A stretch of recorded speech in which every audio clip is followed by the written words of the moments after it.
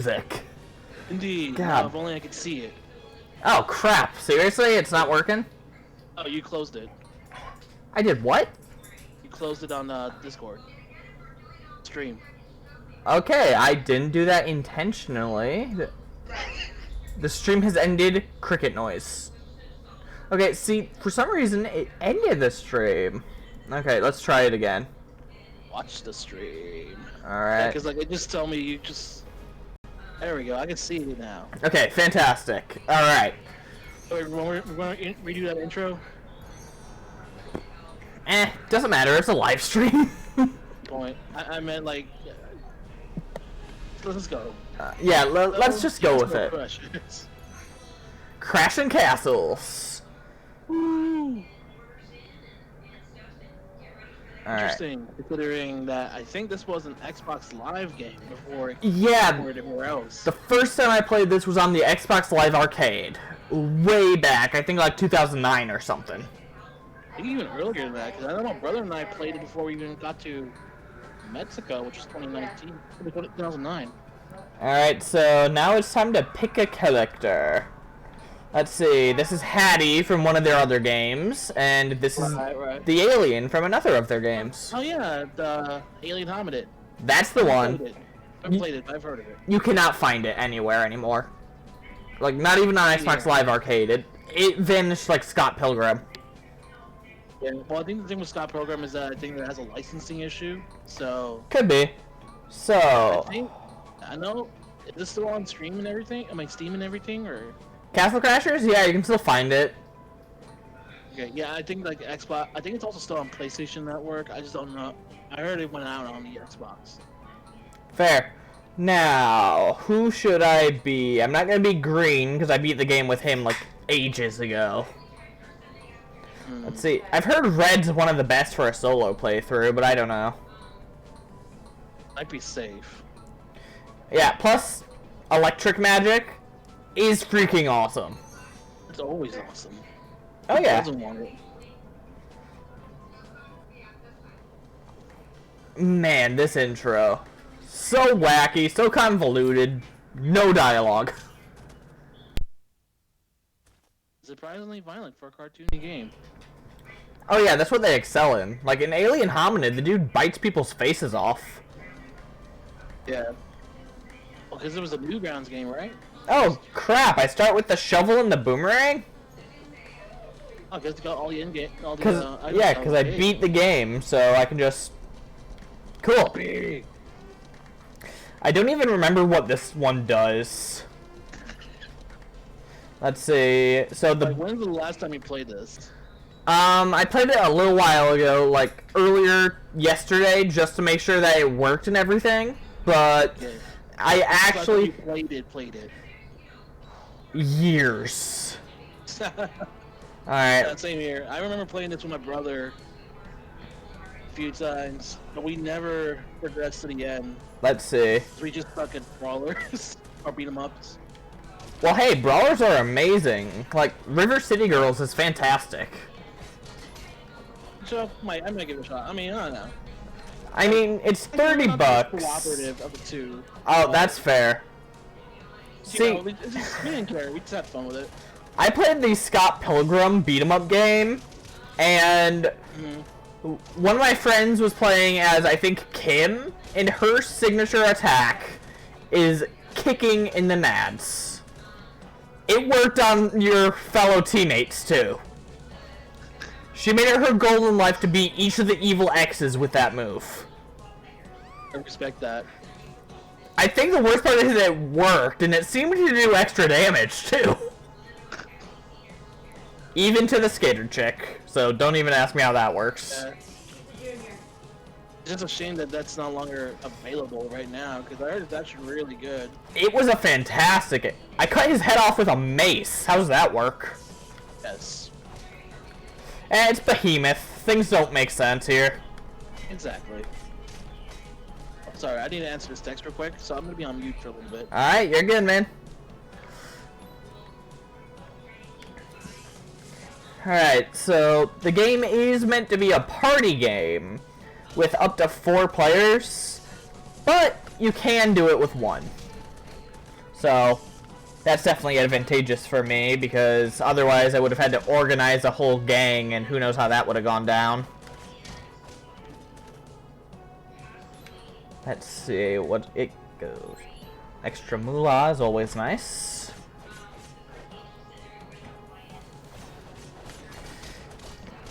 So it's pretty obvious, but the wizard that stole the magic crystal happens to be the final boss of the game.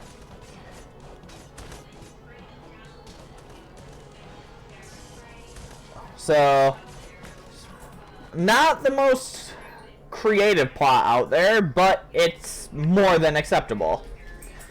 Simply put, if we just run, save the princesses, get the crystal back, beat up the bad guys.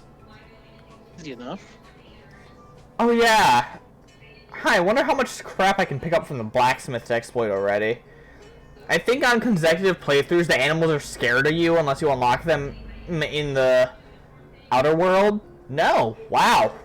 That's hilarious.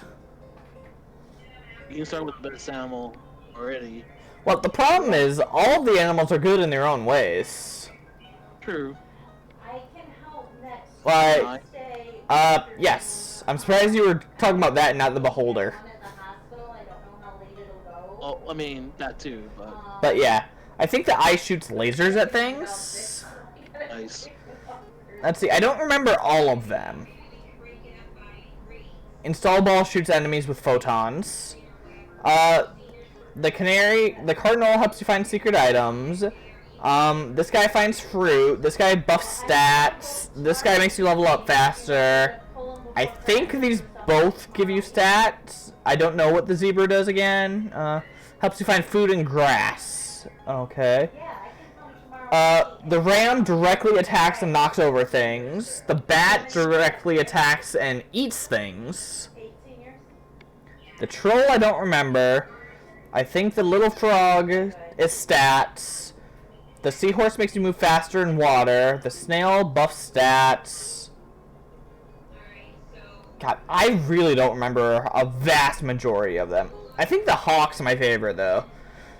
Because the hawk, if you knock an enemy over, they will attack it for extra points of damage, and it will bring you a fruit from them. So it'll like pick its pockets. Nice. Very. Oh, the weapon shed. Can I exploit that too, I wonder? Okay, +1, plus crit, plus magic, plus fire, +1. So each of these has to do with one of the base stats. Bunny is agility, shield is defense and health, magic is magic, obviously. The bicep is attack. Whichever. It means the same thing, basically. And every once in a while they'll have an extra effect. Like this thing right here, I don't have a high enough level to equip it, but it has a chance of freezing an enemy. So, since I'm level 1, I can only pick from the base group way back there. I can't get the really cool stuff like the frickin' Keyblade. Well, darn. This is probably my favorite one in the game from when I was younger, though. I don't know why exactly, but it was really cool. Funny if they had like an update, just do like any new weapons from pop culture. Like say Lucille from the Walking Dead series. Let's see. I guess I'll go with one that doesn't damage any of my stats. Like, you know, Lollipop? Yeah, I'll beat people to death with a lollipop. Let's do it. It'd be sweet. Well played. Thank you. Hey, I'm going to war against barbarians. They don't have cookies or anything. Oh, we got brownies, bitch. I almost feel bad for that one. Like, I just took that guy to town. You really did. Like, juggled them in the air. Hey, a fruit. Bop.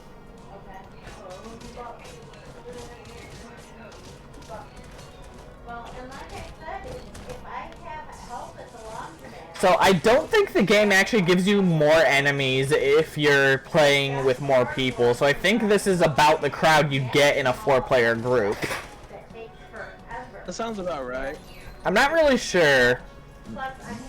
I think I only played with a 4-person group once. Other than that, I've played with like 2 or 3-person groups mostly. You've never played it solo? I know that's not the purpose of the game, but I played it solo once or twice. yeah, as I was gonna say, it's like it's gonna be funny. This is the first time you actually play solo on stream with me, right? Watching. That would be pretty funny. Not gonna lie. Yeah. You did, son. Where was he keeping that apple? Nobody knows.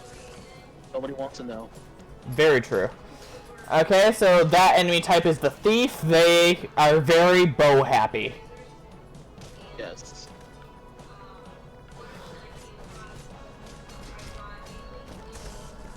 I missed.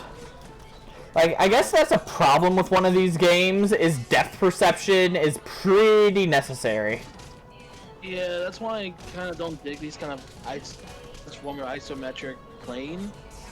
Like I would have sworn that was leveled with the characters, but oftentimes I actually just miss or misjudge like where I'm at. I mean, hey, it happens. True. I mean, it's just not a game I'm used to playing, you know. Very good point. Genre I'm not used to playing. It's a very arcade style genre. I like how this guy's just busy trying to loot. No. Bad looter. Hey, priorities, man. Priorities. Don't loot in the middle of a battle. This ain't Skyrim, son. Oh, so would you like to hear a rumor? Yeah, let's hear it. So on Amazon UK, apparently there was a listing that was posted and then dropped and then taken away for the Nintendo Switch Skyward Sword. What? Okay, if that's real, that is awesome. Honestly, because here's the thing, because like I would actually be excited for Skyward Sword remake, because okay, I'm probably like one of the few that actually legit loves the game. Like really, had no problems with it. I enjoyed the story, I enjoyed the art style, and it was linear, but I didn't care for it because it was fun regardless. Yeah, Twilight Princess was pretty linear, and it was amazing. Yeah. I mean, to be fair, I wouldn't say Skyward Sword is a lot more restrictive in terms of like where you can go compared to Twilight Princess, but Makes sense. I like the way it went. The characters were actually really cool. Zelda was actually really likable in that one. Not to say she wasn't, but you know, it was more than she was more than just it's Dan and Damsel in Distress. Which is always appreciated. Like, I don't think we've seen too much of that type of Zelda, which is a shame. I mean, no, unfortunately, because other than her, it's like, Ocarina of Time, Zelda had Sheik, but, you know, again, she gets captured halfway through. Hey, she managed it for 7 years. That's pretty impressive. Yeah, I'll give her that. It's better than all the other ones. And then we got Breath of the Wild Zelda. It's probably the most interesting one. Oh yeah, she held off Ganon for like 100 years. Total kudos. Yes. That doesn't say that she doesn't deserve her own game. I don't know what does. But, at the very least, co-op in Breath of the Wild 2. Make it happen, Nintendo. Make it happen, Alnuma. Okay, so and then there's that. I mean, there's Spirit Track Zelda that she became a spirit, so she possessed like a nearby Argonaut or something like that. Yeah, but technically her body was still taken hostage, so she still did something. She gets like half points. I mean, okay, if you want to be technical with that, okay, I'll give her that. Otherwise, yeah, I mean, I don't know, it's like, I'm probably one of those, it's just funny, because like, unlike Skyward Sword, I'm probably gonna be that person. It's gonna be weird enough to say I like it more than Ocarina of Time. Ooh, oh Yeah. man, you're signing yourself up for something dangerous right there. I know. Well, I mean, some people would say like your favorite Zelda would probably be the one you played first. which in that case would be Twilight Princess. But Same. Skyward Sword was but Skyward Sword was the first one I completed. Oh. But it's probably because like I didn't understand what Zelda was when I first tried Twilight Princess for the Wii. Oh. You had no idea what you were getting into. I had no idea. I was like I wasn't sure what it was about. I mean, as far as it goes, I mainly played fighting games, platformers, and the only action RPG I've ever played was, at the time, Kingdom Hearts. And that's as far as I went. Otherwise, I mainly stuck with the simpler games. So, not to say that Zelda was complex like Skyrim or anything like that, but it was definitely different compared to what I was used to. Oh yeah, definitely. The only thing you can really compare it to was Kingdom Hearts, and it's vastly different. Yeah. Even then, I didn't even finish Kingdom Hearts in that time because, well, at least the first one. I finished the second one, but that's because the second one is, you know, unfortunately, it was way too easy. But that's what I've heard. Yeah, if you know how, especially like reaction commands and stuff, if you know how to build your player up, it's ridiculously easy. But they did kind of fix it with Final Mix with the critical mode and all the new secret bosses that was not there in the original version. Because a Lingering Will, I was like maxed out, and it still took me like 20 tries to even get close to beating the Lingering Will. So, isn't he like one of the bosses?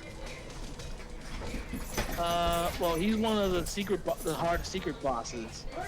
I would say he's probably like one of the hardest secret bosses of the franchise, and that says something considering H1 Sephiroth was pretty frustrating.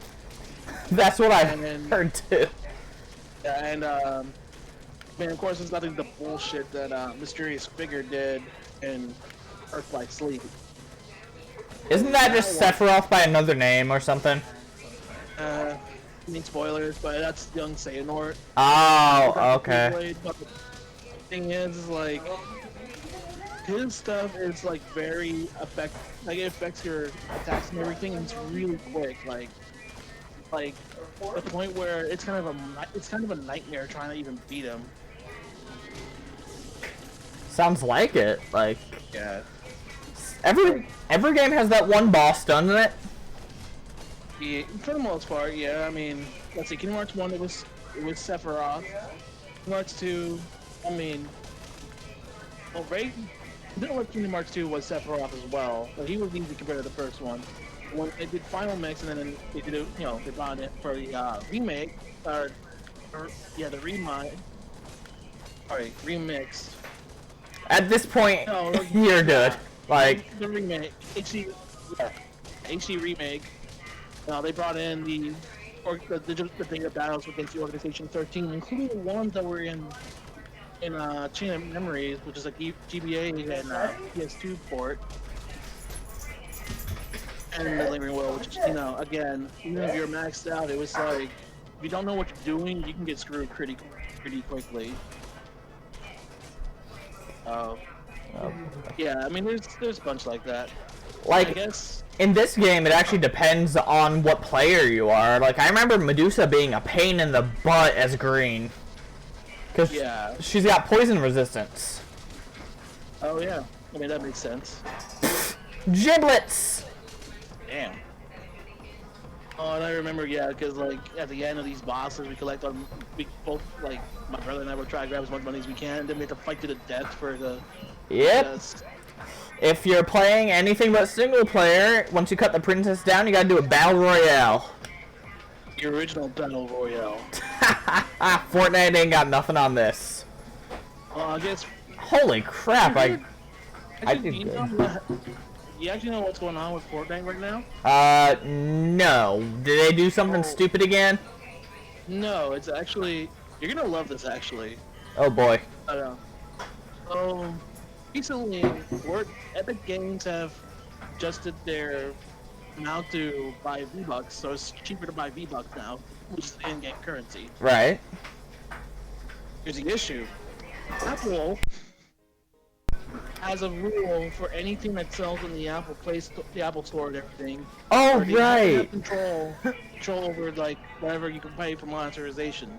since they didn't get the okay, they're taking it out of Apple Play Store. Yeah, didn't Fortnite add an option where Epic Games can be paid directly instead of Apple getting any money? I believe so. But like, of course, Apple's like, hell no, we like our money. So you're kind of invading your, your agreement and everything.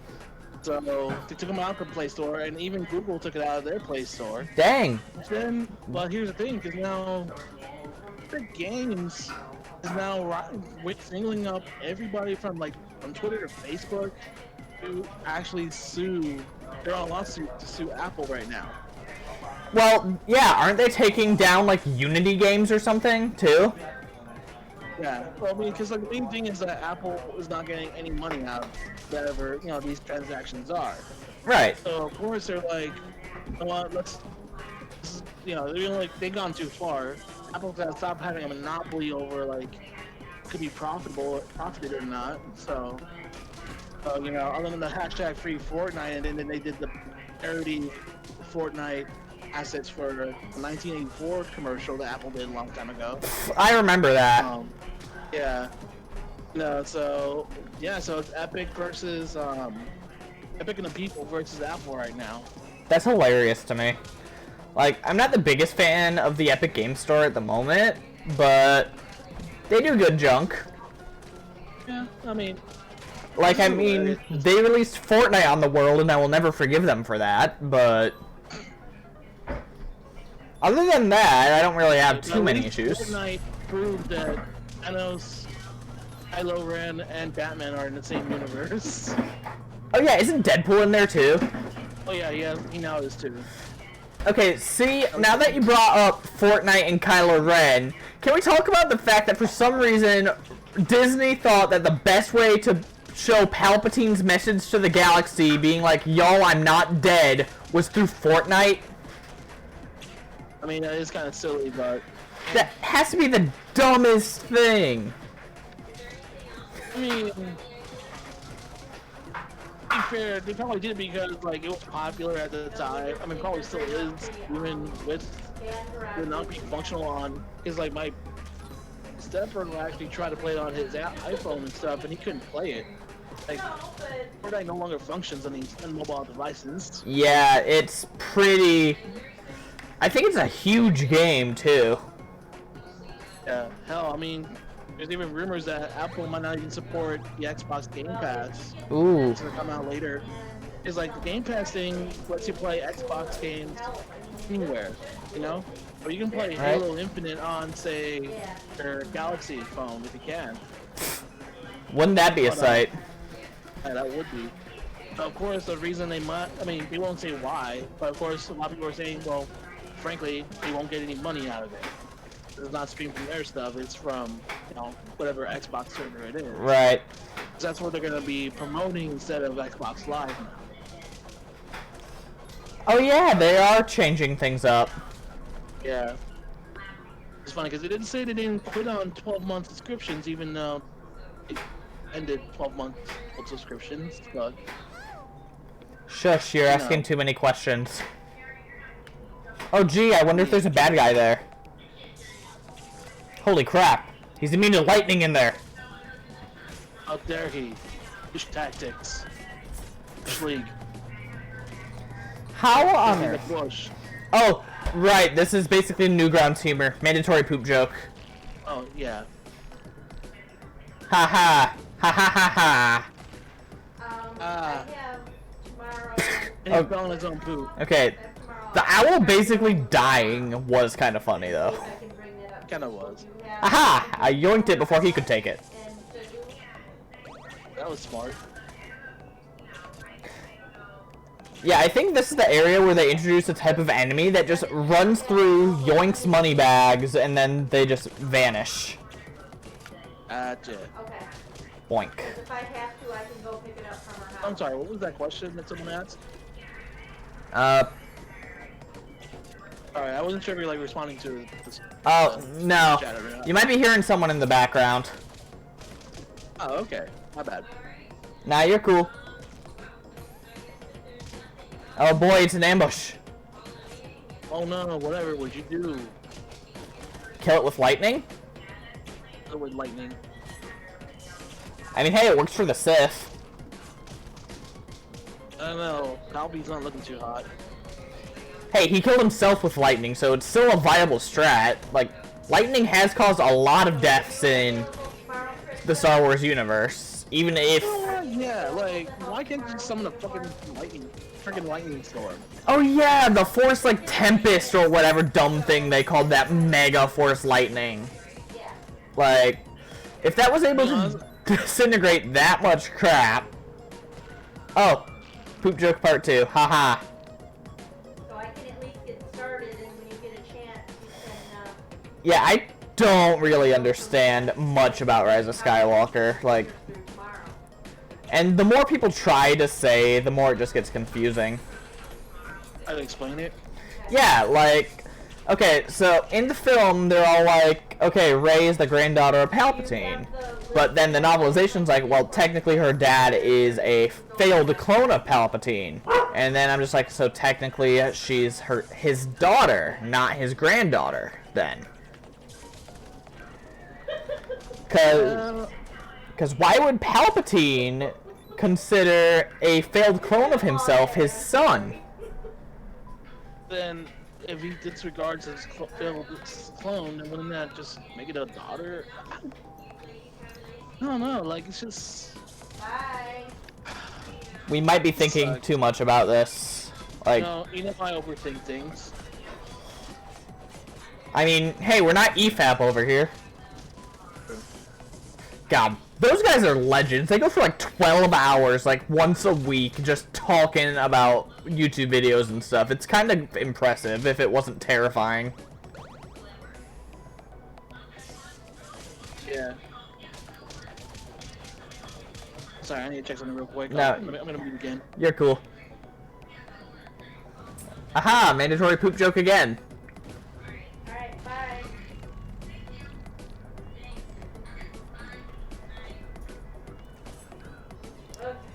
I have to wonder if people speedrun this game. I have to assume it's, like, possible.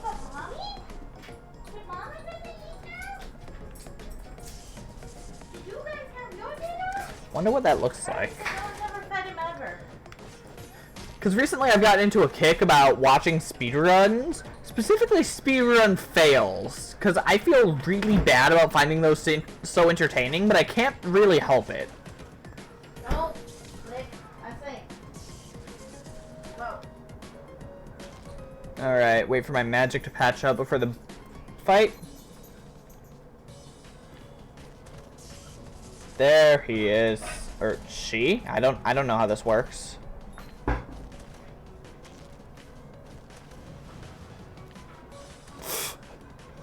I almost forgot you can big brain these guys to walk straight into the fire right there. Because it's like the easiest way to deal with them. Take extra damage from fire.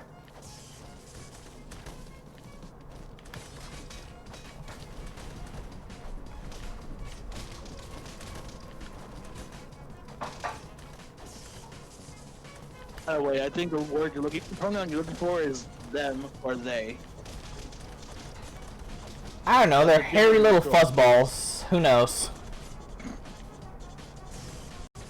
Only knows that they're freaky looking. Oh yeah. I think the strangest thing is there's a pet that looks like them. I don't even remember what that one does. True. Kill it with lightning! Crap, it's not working. Well, at least you can now probably use some stronger weapons.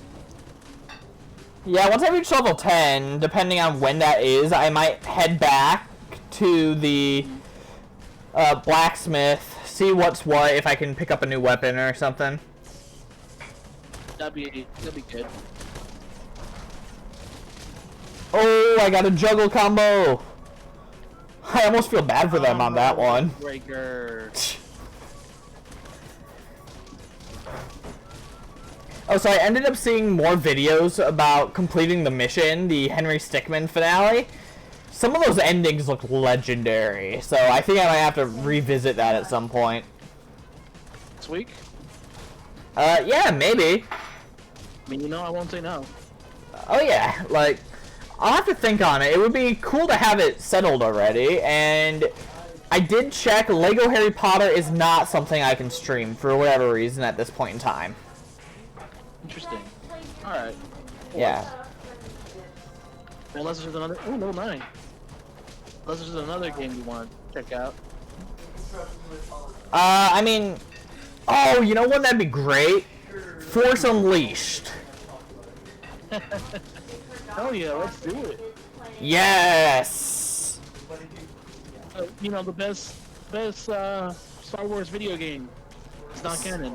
Some people would object to that strongly. Like, some people really like Battlefront, some people really like KOTOR. Yeah. Okay. I mean, it's my favorite of the Star Wars games, but... I mean, I never played Battlefront, but at the same time, I'm not into those kind of games. Yeah, it's not your type? Not my type. Alright, I'm very solo. Alright.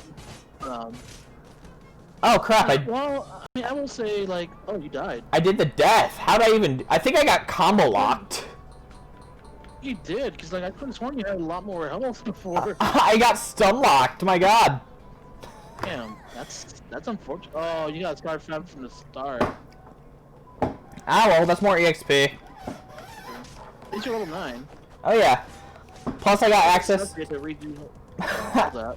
Oh yeah. Got access to a new type of magic, the Dive Bomb Lightning. There we go. Plus every rank makes it stronger and makes it so I can use more of it, so that's pretty epic. Okay, but back to what I was saying, like, okay, granted, Force Unleashed has some gameplay problems. Like, probably made you a little too OP and maybe a little clunky. I think the worst part about Force Unleashed is that it has an amazing story. The gameplay is kinda not the best at some parts. Exactly. But well, Force Unleashed 2, it has the opposite problem. yeah, it controls fantastic and stuff, but the story is lackluster to say the least. It was Rise of Skywalker before it was Rise of Skywalker. Oh my god, it kind of was. Even with all the mention of clones and stuff. I mean, to be fair, I heard it was really tough to work with George Lucas, LucasArts at the time. It's like, I'm not sure you've seen the demo clips of the once faded Darth Maul game that was supposed to happen. Oh, wasn't there also a Jango Fett game that was supposed to happen too? Yeah, that was 1313, but unfortunately, that was because Disney canceled it. Right. Acquisition. But this one was interesting because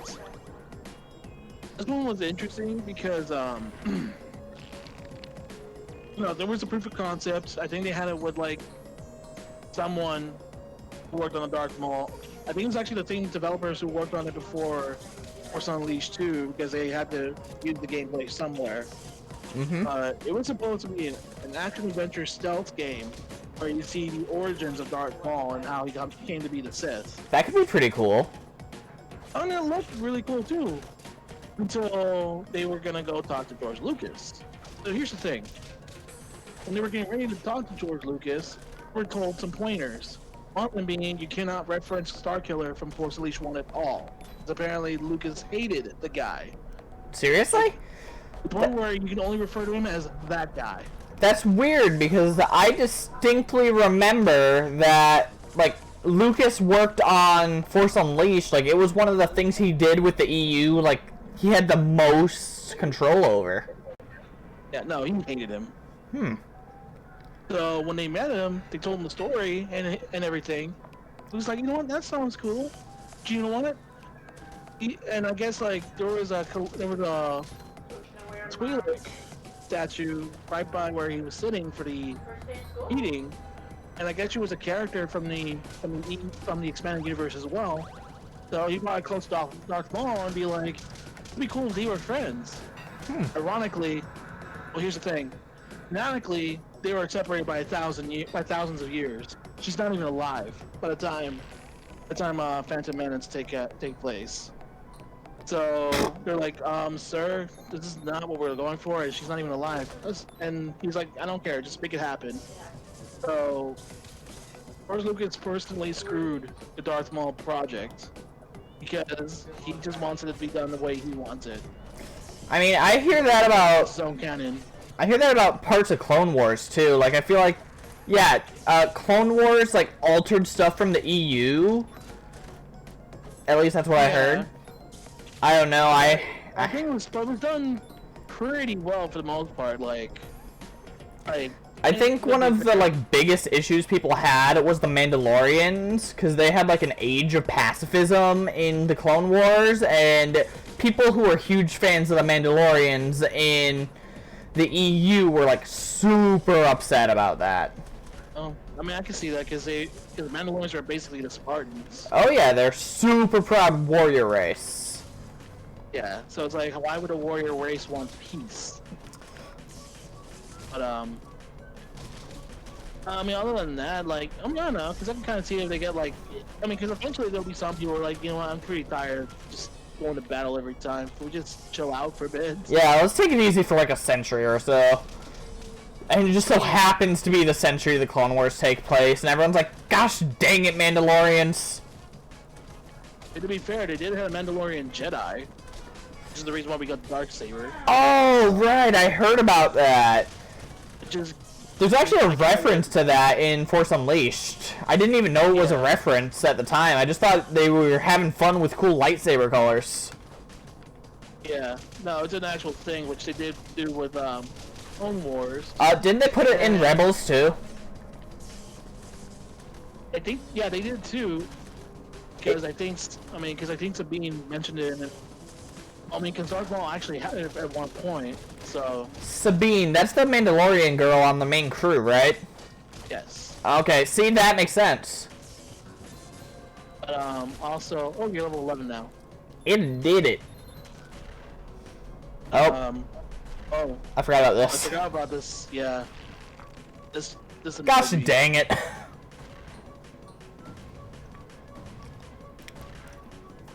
Oh, it's really easy. Just follow the deer that you're not on.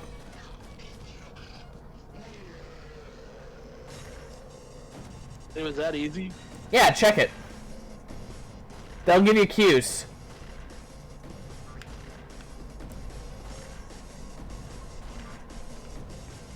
Well, now I feel stupid. I've died this section so many times. You're good. I mean, this is probably the way to do it, to get that achievement, to do it without getting hit. See, like, they'll even narrow in on doors and stuff. Yeah, I had to totally guess it, because I didn't think about the deers. It's a trick I picked up at one point when I played this back on the Xbox Live Arcade. Mm-hmm. I think it was when I did like an all-nighter, and I ended up trying to beat this game with the group of 4 in one night. That was an adventure. Oh, that had to be pretty interesting. Oh yeah, it was exhausting, but amazing. Alright. This is a very long mill, isn't it? Yeah. How would you need this long of a mill? How tall are the trees? Super tall. It's Sequoia! Oh, here's the end. Sick tricks! I'd 360 no scope if I was able to, but I don't have a gun. Rip. Oh. Ow. I went to grab the fruit and I got. Been rocked. Got rocked, son. Why are there sharks? Oh right, the bats. Only 1 damage is needed to take care of the bats, I think. So you just gotta... Ah! I got sharked! You got Finn. Bruh! What even is this guy? Horned frog? I don't know. This is a weird universe. It really is. Jay, it was very good. What? It was very good, thank you. Like, I feel like I'm doing pretty good for having not played this in a long time. I did end up dying, but it's whatever. I mean, you're still the first. parts of the world, so They never ate it's not gonna be as difficult as later on. Yeah, it's not like there's huge consequences to dying. Yeah, Oh, this is the catfish boss, isn't it? it is the catfish boss. Awesome. Took me ages to learn the trick for the thing. I thought it was just super hard.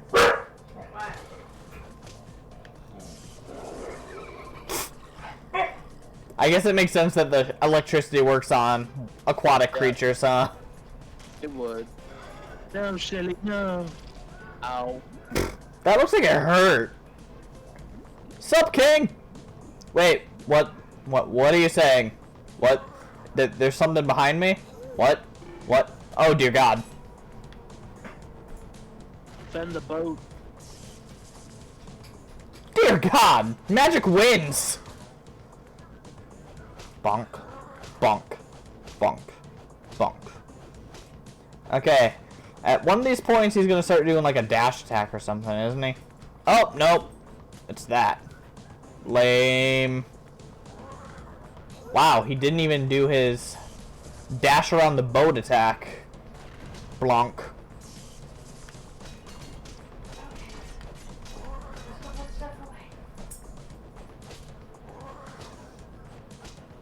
Just respect the arm strength on the knight for being able to do this. Like, that's gotta hurt, right? Oh. Let's see. Oh, just dash? Get baited! What a loser. Oh. Blop.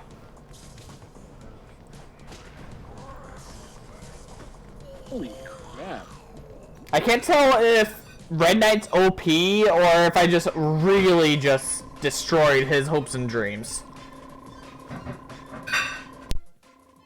Is that an Undertale reference? It might have been. Who knows at this point? Everything's an Undertale reference. I'm sorry, that's a title for Azrael's fight. Yeah, the final Azzy fight. When Pacifist died. I refuse to call him anything but Azzy to show him the least amount of respect possible for becoming the god of hyper death. Like, True. that was when he's so freaking lame. What? The god of hyper death, and just the way he named all his attacks and stuff. Like, I get he's a kid, but come on. Be fair, he's the son of Asgore. Okay, yeah. Warriors for not making the best names. He's I mean, very bad. Literally called his new home, the new home of the monsters, new home. Yeah. Asgore's stupid. Yeah, he's a little dad.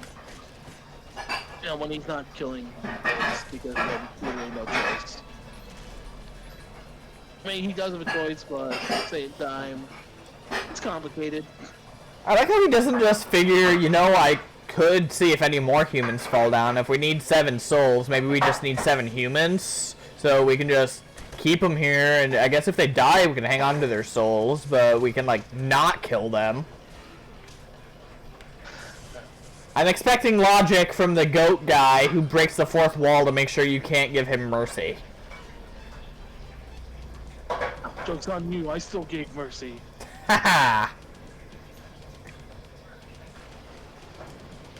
Maybe I should do Undertale at some point. That might be fun. See, I would love to be there. I want to be like one of your longer streams. Oh, At least, yeah. like, a good week stream, because like I know that's a small. Like we can probably beat the game in like 8-9 hours tops. Yeah, I could probably get it done in one, like, Tuesday-Thursday cycle, honestly. You know, there'll be shenanigans, and we'll probably voice like literally every character as Yes. worthy as possible. I mean, hey, that's part of the fun, isn't it? Like, Yeah. no one's Question is, pull. who's gonna be Undyne? Ooh. Because you know, I'm pretty sure I would love to be Undyne, but the problem is I can't really scream loud in a house full of family. So Yeah, you know what? That's a good point. I don't know. This I'll have to like, think on that. I might have to practice an Undyne. Does whisper screaming count? Like, yeah, something like that. That actually was pretty good. I mean, I don't know. I could probably. Maybe Okay. like a couple lines. Maybe I could do a couple. Maybe I could do a decent tsundere. Nice. I don't think that's Undyne's type of voice, is it? I don't know. Oh god, they're buff! God. But this is what Poe looks like if he actually had a training regimen. Remember, his training regimen was food somehow. And it worked. And yeah, he's still the Dragon Warrior. God, those were actually really good movies. Like, they had no right to be that good. True. I mean, when DreamWorks actually gets it right, they get it right. Like How to Train Your Dragon? Yes. Or Megamind. Oh my god, Megamind. Like, that movie is criminally underappreciated, and it actually, like, I love the idea of nature versus nurture. Like, Oh yeah. that's actually, for what was like a pretty simple movie, it's actually pretty deep when you think about it. Oh yeah, the best part is it has like a huge amount of heart. Yeah, I think it's pretty more in the cult classic status now by this point. Oh yeah, I think the biggest issue that Megamind had was it came out the same year as Despicable Me, and that was Yeah, that and Frozen, I think, right? No, Big Hero 6 was the one that clashed with Frozen. Yes. So, same problem, different, like... Well, in that case, it was Disney competing with itself. But I know there was I'm pretty sure there was a big Disney movie at that time as well. Might have been. Let's see, Megamind was 2010, I think? So... Tangled, maybe? Might have been Tangled. Oh god, these bozos. They do be gooping, though. I'm gonna look it up real quick.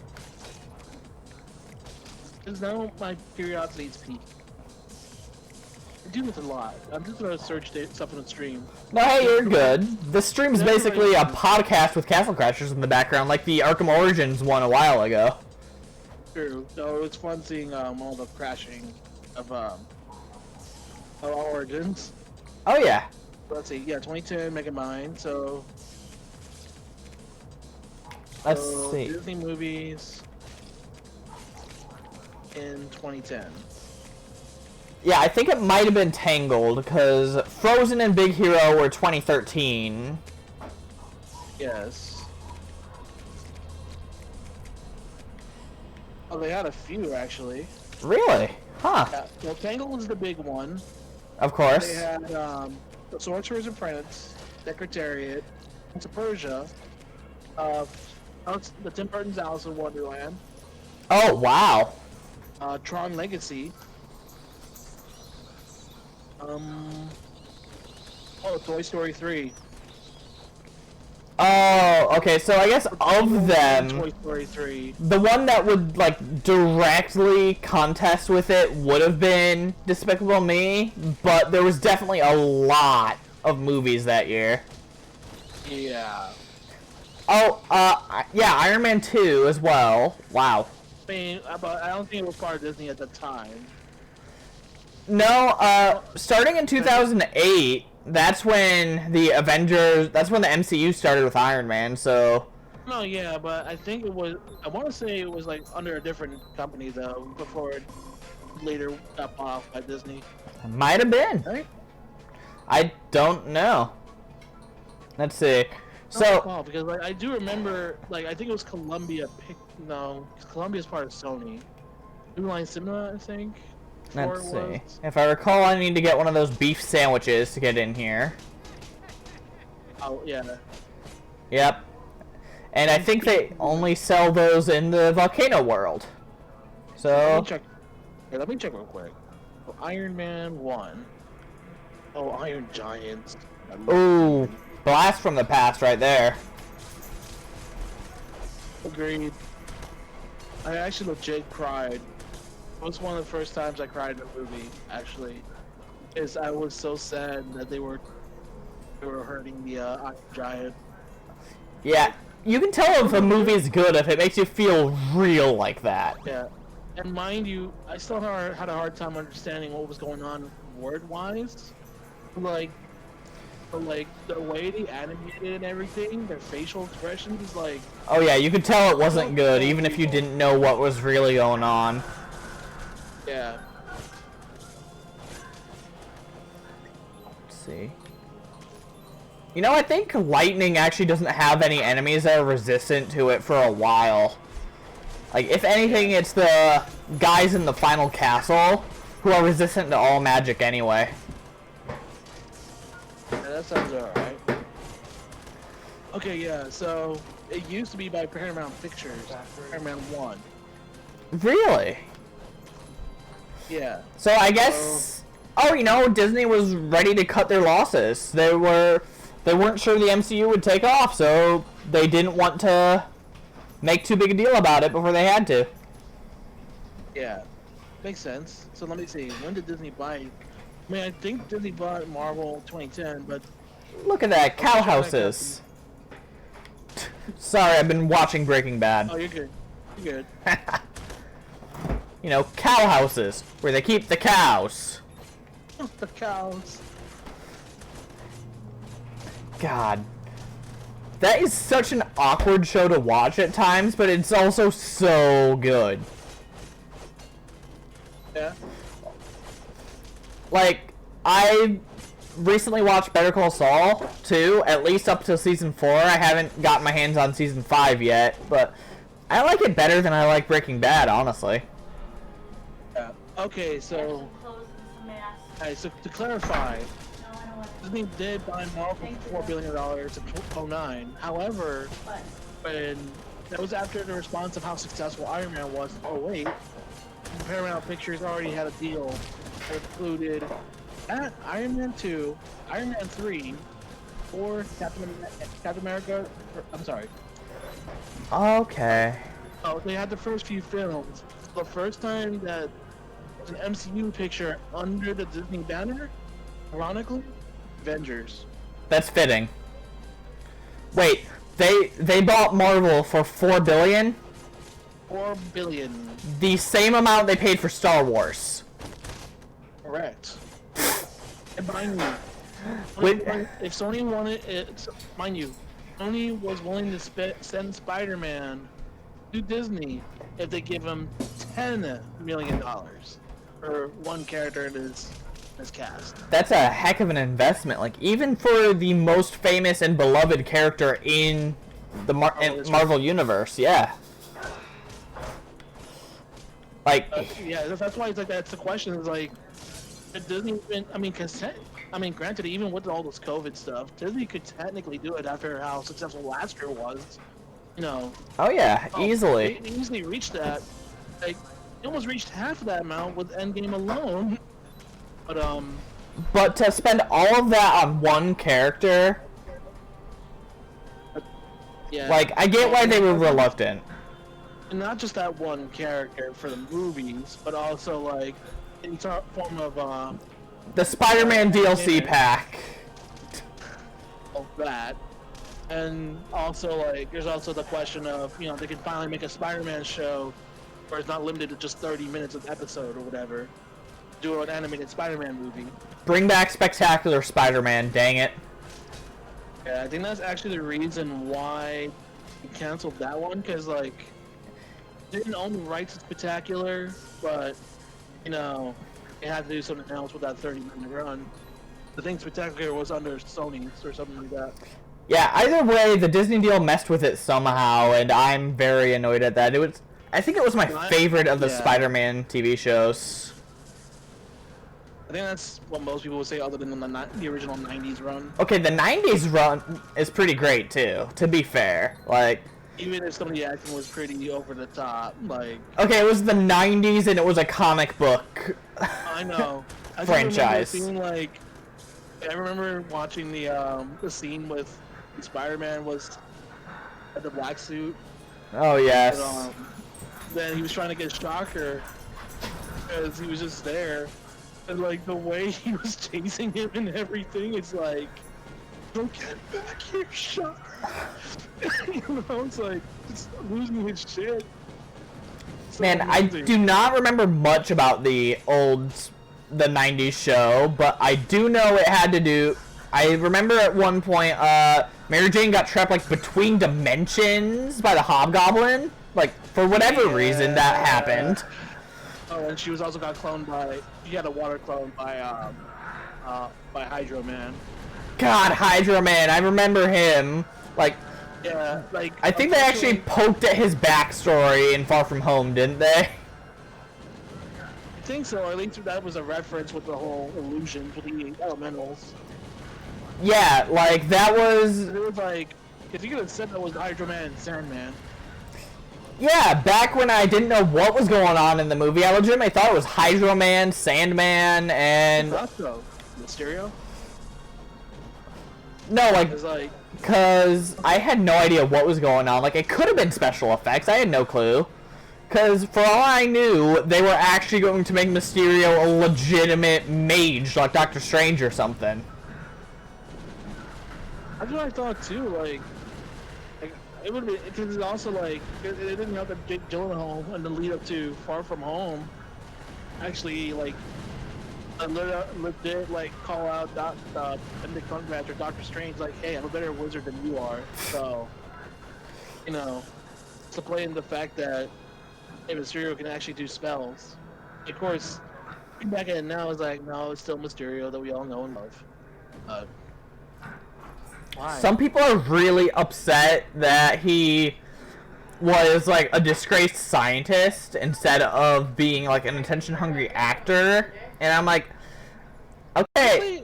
That actually works a lot better than being a disgraced actor.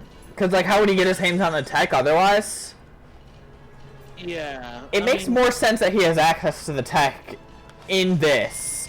Plus, it's an alternate universe. This isn't 616. Yeah. So it's not. Yeah. You know, I think they confirmed it was not like it's inspired by 616, but it's not. Yeah. So it doesn't need to follow everything that 616 did. Well, I have to ask, is like this actually been bugging me for a while? Yeah. What's up? I'm pretty sure we had talked this before when we had that little podcast with Morgan, but people are actually legit upset that, you know, Spider-Man's story in the MCU right now is basically all because of Tony Stark. Or because Tony Stark. Okay, the Iron Man Jr. argument. Okay, I want to see what you're saying on that. So this is actually something I plan on making a video on eventually. So awesome. Happy for that one when you do that. Yeah, I'll definitely have you on for a discussion in regards to that. It's gonna be great. What the fuck? I guess we're riding through the thief forest. No. You don't get to use your laser eyes. Crap! I'm firing my laser. This is basically Newgrounds. I'm sorry. So what's your stance on Iron Man Jr.? I think that they're ignoring the parts that make Spidey still Spidey. Honestly. Am I on PS4? No, I am not, Goalie29. This is the PC release. For better or worse. Now, Iron Man Jr., see, the entire thing about Spider-Man's character, it's literally in the catchphrase, is power and responsibility. So, you can see that in the current villains that he's faced. In Vulture, he had to deal with the fact that Tony Stark was trying to take responsibility for his mess in the Avengers and ended up screwing over people, but he doesn't even seem to realize that that's something he did.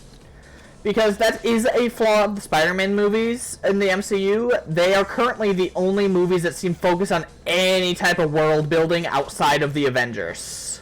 That is a good point, considering, like, other than, like, what's mentioned, like, this Sokovia Accords and everything, you don't really know how everything that they do affects the world, which is something that's, like, you know, not a lot of superhero movies actually touch on a lot of, actually. Yeah, you know? so it's it's a burden of Spider-Man to have to cover all that, but also be a compelling story about an individual superhero in his own right. Alright.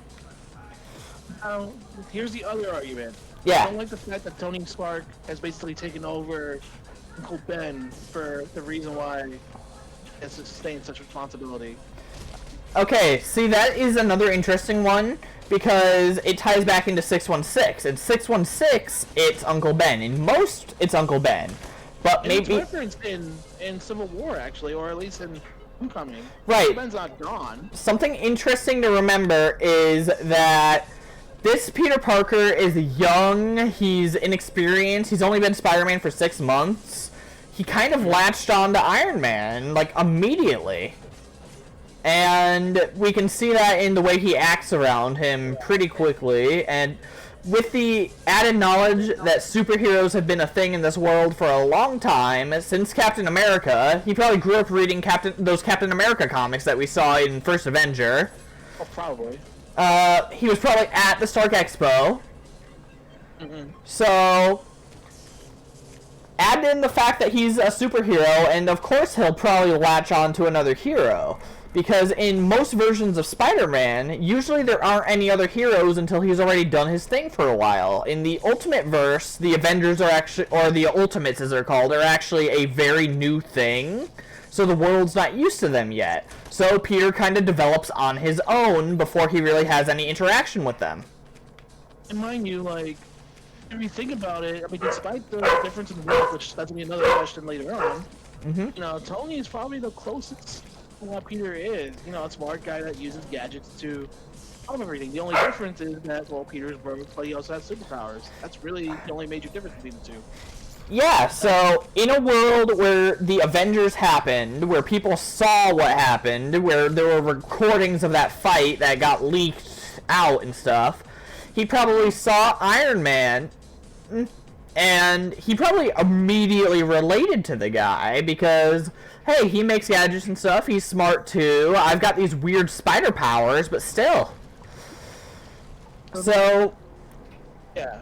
There's also the fact he probably has the mental immaturity to have kind of treated Iron Man as a replacement to Uncle Ben without even realizing it. And that's why his arc seems to relate to Uncle Ben far more, to Tony more than it relates to Uncle Ben, because he kind of treats Tony as a replacement. But this man is not allowed to have adult male role models, because they all die or betray him. Sadly, yes. Like, Uncle Ben, he did. Iron Man, he did. Mysterio, stabbed him in the back. Horribly, might I add. Oh yeah, it was brutal. He legit stabbed him in the back with a train. And some. Which has to be one of the most brutal things I've seen in an MCU movie to this point. Like, that's happened to the protagonist. Like, even if it wasn't, like, gory or gruesome, like, get hit by a speed train, like, not even realizing it. Yeah, like... Even if you're a superpowered kid, that's still gonna hurt a lot. Oh yeah, that's why he passed out. I know Parker Luck exists, but come on, the man got bullied in that movie. Remember how many times he got hit in the head by that bell back in Italy? Yeah, a lot. And the brain damage. And the brain damage. I wonder he accidentally almost had a drone accidentally killed a kid. But, okay, so then the last one. Yeah. And I promise we can save it still for your video. No, we can definitely, like, bring it back for the video. Yeah. Okay, so this one is actually interesting because people were saying that they don't like the idea of Peter actually writing off Tony's gadgets to do everything. Especially, they like to point out Far From Home. It's like, oh, come on, because, like, he has all of Tony's gadgets and materials to make this new suit. It's like, what happened to the older classic suits where he made it all on his own? Like, make it feel like it was Peter's, not just, Tony's is made by Peter Parker. Well, you can make that argument with some of the suits, definitely. The one that Silver Sable, and you can't tell me that wasn't her, gives him is like a shield suit that's kind of reminiscent of the Secret Wars outfit. Or it could look like the Noir outfit, depending on who you ask. True. The original suit for Civil War that Tony gives him is kind of like the commission for having him join the Avengers temporarily. The Iron Spider was a necessity that Tony gave him because he would have died in orbit otherwise.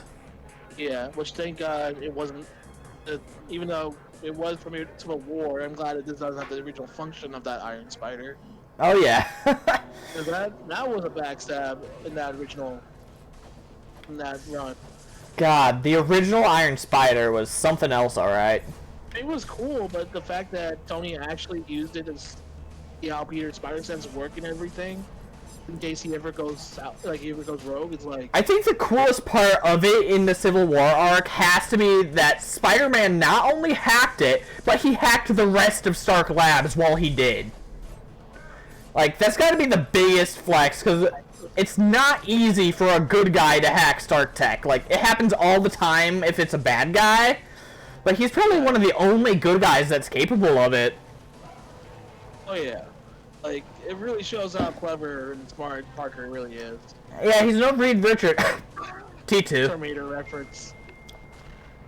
Yeah, he's definitely no Reed Richards, but the man is one of the smartest people in the universe. Or at least he was. I think they've added more characters. They're like, oh no, they're totally smarter than Spider-Man at this point. Well, I don't know, because like Peter's now grown up and has his own industry now. Oh yeah, Horizon Labs, right? Yeah, Parker Industries. I mean, granted, that was after the whole Superior Spider-Man arc. Made by Otto, technically speaking, but. God, the. You do not like Superior Spider-Man, don't you? No one questioned the fact. Everyone just believed that that was actually Peter. Like, that bothers me. That. Good point, but then again, it wouldn't be as plot. Correct, but you'd think there would be some suspicions from, like, people that he knows very well, but not. MJ and... Well, I don't know if he knew MJ during that arc, because God only knows. It depends on who the writer is, if he knows MJ. Yeah, no, he knows MJ, because, whatchamacallit. Otto actually broke up with her. Ooh, the man. I went for a college professor. Right, I remember the really short chick, right? And I believe. Sounds right. Oh, you know what's really weird? The Ultimate Spider-Man show, the one that came immediately after. Yeah, the one with Drake Bell? Yeah, the one where Drake Bell was Spider-Man and he actually did fantastic. Like, he was not the problem with that show. It was probably the fact that they got rid of the secret identity thing after a while. Like, the idea for Ultimate Spider-Man was that he had this whole mini-team of a teenage Luke Cage, White Tiger, and Iron Fist. Oh, and Nova. And... basically discount defenders. Yeah, basically. So... they end up enrolled into his school. Coulson ends up the president of his school for some reason or another, or the principal of his school for some reason. But then later on, they just give up on him going to a normal school and just have him go to, like, a superhero academy at S.H.I.E.L.D. And it defeats the entire purpose of Spider-Man, which is that conflicting nature between his hero side and his human side. It does. I mean, I guess it could have worked if. Whatchamacallit. If, like, I mean, it depends on, like, how he plays off with the other heroes. Like, if it's good enough, then, you know, that can sustain it a little bit, but... Let's see. I think Luke Cage was the bro he didn't really hang out with much. Nova was his rival. I think he and White Tiger had some kind of, like, romantic tension, but it never got anywhere because he knew, like, MJ or something from his normal school. Stay pure for her. It might have been Gwen Stacy or something, I don't know. Or when people finally acknowledge that Gwen Stacy was the first love, not Mary Jane, as Sam Raimi would like you to believe. Okay, well, that was a different universe, too. It wasn't 616. I know. I was just... What's interesting is it took a lot from the Ultimate Universe, actually. Which is interesting, like, before then, it wasn't really common knowledge about the Ultimate Universe. Yeah, it was like the only good thing out of the Ultimate Universe for the most part. Yeah, the Ultimate Universe had MJ and Peter being, like, childhood friends, I think. Mm-hmm. Or, if not friends, they hung out. Yeah, I mean, it's interesting because, like, the first time I ever knew about the Ultimate Universe actually was about the Ultimate Spider-Man game. I got the special edition on Walmart. It came with, like, the extras with Brian Michael Bendis and Stan Lee in there.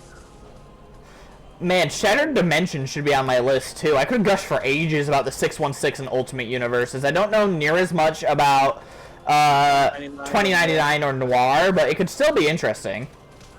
Could. We could quote Luke Cage like nuts whenever I do a Noir section. Sure.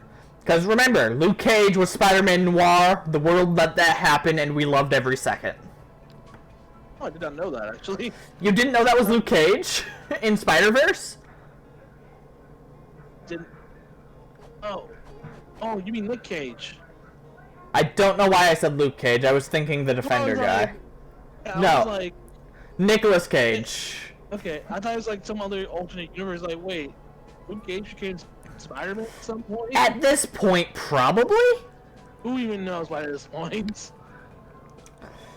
He's Spider-Man, Nate's Spider-Man, I'm Spider-Man, we're all Spider-Man. Is there any other Spider-Man you should know about? Spider-Pig! I'm out of here. Freaking Peter Porker, that exists. Oh, I'm not gonna lie, I didn't expect him when they gave that, to talk about what all Spider-Man had in common. And then Porker, who's like only comedic relief at that point, opened up and said, "That's the thing, kiddo. You can't just save everyone." And it's like, oh my god. Yeah, that was The way he deep. delivered that. It's like, it's also the way he delivered that line. It's like, I was expecting like, something lighter, but the way he said that is like, felt more, I don't know, I guess it felt more serious and real than if anybody else would have said it. Yeah, you know? even though anyone can be Spider-Man, you're only Spider-Man if you fail to save someone and you blame yourself for it. Yeah. Like, in Far From Home, Peter was thinking at least once, I had the gauntlet, why didn't I use it? Oh yeah. Like, Yeah, he probably would have thought that, honestly. if that didn't go through his head at least once, but he never says it, so I guess it's hard to say that he definitely thought it, but it's definitely in character for Peter Parker. Because Peter Parker's the most self-sacrificing hero in anything I've ever seen. Yeah, I mean, he's like, despite his popularity, is like, people tend to forget that this dude will willingly do anything to keep people safe, whether he knows them or not. Oh yeah. I mean, no, unless you really piss him off or did something really terrible, you even do that with villains. It's like, Oh yeah. really, I know I shouldn't let you, I shouldn't save you, but it would be against my conscience if I did that. Yeah. If I did that. I think the most interesting thing is to like compare him to Batman and like the way that the world reacts to him and he reacts to the world.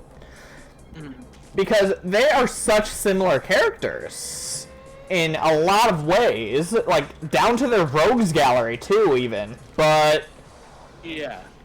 Agreed. I mean, because like, you got your Green Goblin and Joker, got your Catwoman and Black Cat, but yeah, I mean, I wasn't kidding whenever I mentioned like Spider-Man is literally Marvel's Batman, Oh, sometimes even literally, depending on what Spider-Man you're talking about. yeah. But the thing of it is that Batman and Spider-Man are both symbols, and I think the Sam Raimi movies actually do the best job of showing Spider-Man as a symbol, because each one has that cliche New York stands up for each other thing.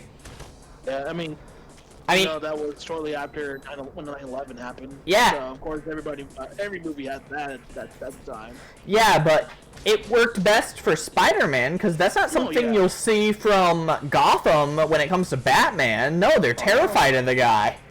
But Spider-Man's a bro, and actually Homecoming does a fantastic job of doing that. That montage of him like giving people directions and stuff. Yeah, I mean, of course, it'll be interesting to see now with how Far From Home ended. Oh yeah. Now we're gonna see a world probably against not just Spider-Man but Peter Parker, and again, depending on how his trial goes, if we get either Daredevil or She-Hulk. God, mix. Would love to see She-Hulk as the defendant for Spider-Man. Like maybe S.H.I.E.L.D. calls in a favor to help him out. I'm telling you, that would be like the best way to promote the Disney Plus series when they. Is that going to be live action or is it going to be animated? It's live action because Yeah, it's all the MCU ones except for the What If series. It's gonna be live action. Okay, that's What pretty If cool. ones are gonna be, and the What If ones are the only ones that are animated. I'm assuming most. I want to say most of the people will, most of the actors will reprise their roles. That'd be cool. Like, I'd really like to see that. Isn't like the first one they're doing if Peggy Carter got the super soldier serum for some reason? Yeah. Like, Captain Britain. like weird Also, flex, but wait, isn't Captain Britain a male character? A couple times. I think there was a female variant, but I think like usually he is. I think he's hung out with Spider-Man. Like, he's got a very Spider-Man looking costume. Yeah, but yeah, so Peggy becomes Captain Britain, and actually, the funny part is that Howard Stark actually makes a suit for Steve Rogers, making him the first Iron Man. Okay, that's kind of sick. What, like the first suit that Iron Man uses to get out of the cave? Because that's about what their tech is at? Kind of, yeah. Because, like, I guess he'll see, like, the potential. He saw the heart and everything that the dedication Steve has, and he's like, you know what? I think I still got something for you if you want to try this out. The thing is, Steve is going to be permanently in the suit. Mm-hmm. Because, like, fortunately, it's not high tech in World War II as it is in nowadays. So, you know, he probably can't be out of the suit for too long. But, like a freaking Big Daddy suit from BioShock. pretty much. God, I haven't thought about Yeah, BioShock in a while. Hey, at least those Captain Iron shippers will finally get some sort of. We don't talk about them. We do not talk about them. It's 2020, man. I mean, we can't be exclusive like this. Okay, but like, when has there been any sign? I don't know. I'm not saying it's. Yeah. I'm not saying that. I mean, I'm just saying that people want it. You know, at least they'll get some. Okay, I'm sorry. I'm making this weird. I'm stopping. Nah, you're good. You're good. Let's see. I know that the one I'm hyped for. Oh, and I think like. They're. If T'Challa, instead of joining the Black Panther, he becomes the Star Lord. He's the one that got captured by the Ravengers. I don't even know how they're gonna begin to justify that one, because I can at least see the Peggy Carter one, like, no, give me the serum, I can handle it, like, she's there, but the entire reason why Star-Lord was picked up was because he's Ego's child. So, I wonder how they're gonna justify that. I don't know, because did Yondu know that? Yeah, he said he knew that. Okay, In Guardians 2. In Guardians 2. No, you're good. Mary Poppins, y'all. I'm Mary Poppins, y'all. Oh, crap. I don't know, I mean, because I think it's mostly for the fun, for the most part. Yeah, aren't they doing Marvel Zombies at one point? That's the one I'm more hyped for, which... No, because they did show a snippet with Zombie Cap versus Winter Soldier. Ooh. Yeah. That sounds intense. I like it. Now here's the thing. This episodes are supposed to be 30 minutes long. Which means that like, Spidey can't be in them, right? Oh, Spidey could be in it because it's 30 minutes long. For Disney, they have to keep it below just at 30 per minute. Longer is only for Sony. Technically speaking, Tom Holland Spidey could actually appear in an animated Disney show. It just has to be 30 minutes long. Huh, I have to wonder what the what if would be if they bring in Spider-Man. I wouldn't be surprised if one of them is the Marvel Zombies. Saying, zombified Iron Man versus Spidey. Oh no, don't say that, oh no. You know what's gonna happen. It would. Either that or zombified Spidey versus Tony. Oh my god, yeah. I'm expecting one of the two. Either way, it's inevitable and I hate it. Yeah, it'll be even worse than the Endgame ending. It's even worse than that part of the Mysterio sequence in Far From Home. Yeah, it's a sock puppet. It's really hard to question Castle Crashers, honestly. Yeah, I just didn't got that far, this far, so, Really, what part did you end at? I think we just went at a random path. I don't even remember, that was like years ago. I actually played an Xbox 360. Ah, crap, he got me. I got yoinked. Oh no. But yeah, I'm excited for that one, honestly. It's Marvel Zombies. I think those are the only two I know. Like, I can probably make some assumptions that they'd try to do some other stuff, but those are the only two I can really think I think that was of. the only three I can think of off the top of my head. At least that I remember. No, there was like being down to a couple more, but they're trying to save everything for when it actually does get worked on. And unfortunately, with this pandemic, everything got delayed. You know, Yeah, Phase 4 is going to be delayed. I have to hope that means that Phase 4 is going to be good, but I'm very nervous. Well, I mean, to be fair, production did stop and everything, because we don't know how bad this pandemic is going to be. Yeah, that's true, but... But, I mean, there's like, they were originally, I mean, I think it's like, they're waiting to release Black Widow on theaters, but I think depending on how it goes, and actually, since, I think I heard Mulan actually did very well with, the pre-release. Really? That's good. Yeah, with the which we have to pay $30 to see it, but you know, God. you're gonna spending that money. I mean, think about it this way: you're gonna spend that money anyways. If you're like, say, 2 or 3 people going to the movies, that's not including the food. Yeah, I suppose, but still, that's steep to put it on Disney Plus for that. Like, so you're already buying Disney Plus from them, but now you're $7 a month. But now you're also having to pay an extra $30 to watch this. Well, here's the thing: you get it for once you buy it, it's there. And really, again, they were trying to turn the movies, so now they need some kind of revenue. Yeah. It's supposed to be. I mean, whether you like it or not, it's like, it kind of sucks. I would have to pay $30 for a movie, but again, because like usually go on large family outings whenever a Disney movie's coming out, you're gonna spend easily more than that anyways. And honestly, like I said, they just need revenue. Yeah, especially since even without the pandemic, they would have had a crap year compared to last year. Because last year they had Rise of Skywalker and they had Endgame. Rise of Skywalker, Endgame, Aladdin, and Marvel. Story 4. Captain Marvel was last year too, wasn't it?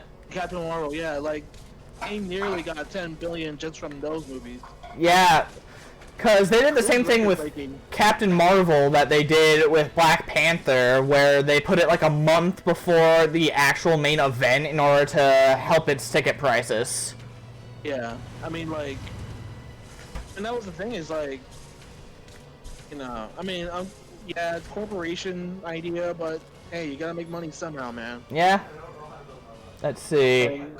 Got it. Especially, yeah, I think they heard Mulan went, like, they got a big profit out of Mulan, so maybe they might do the same thing for, not just Black Widow, but maybe even all the other movies later on.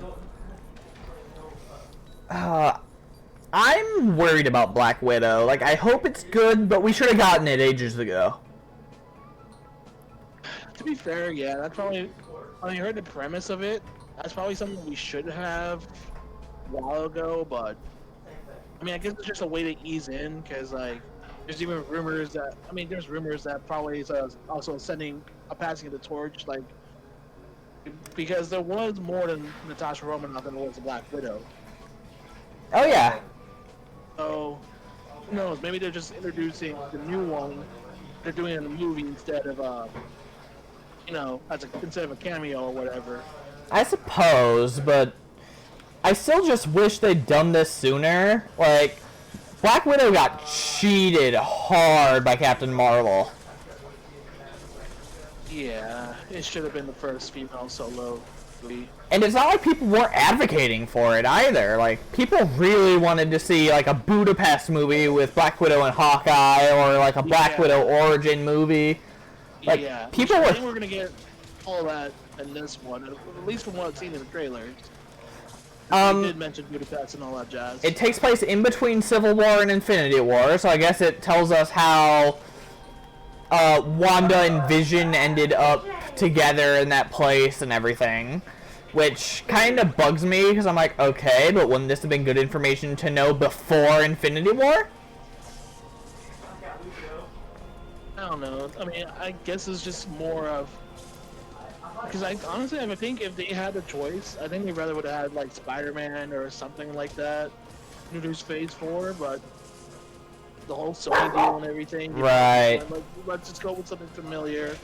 Just go with Black Widow, because why not? Well, I mean, hey, at least they kept things consistent with Civil War. Someone with like a spider-themed name ended up being the traitor. True. Like, I really appreciate that, especially since Ultimate Alliance 3, for some reason or another, Black Widow is an honorary member of the Web Warriors. Interesting. Yeah, so depending on the hero team you have, you get like synergy points if they've been on a team together before or something, and Black Widow gets bonus points with Miles, Gwen, and Spider-Man as part of the Web Warriors, and I'm like, he definitely asked her to join just because her codename is Black Widow, right? It has to be. I don't see what else. Yeah, like, there's definitely no other reason for her to be a member of the Web Warriors, so it has to be for the fun of it. Yeah.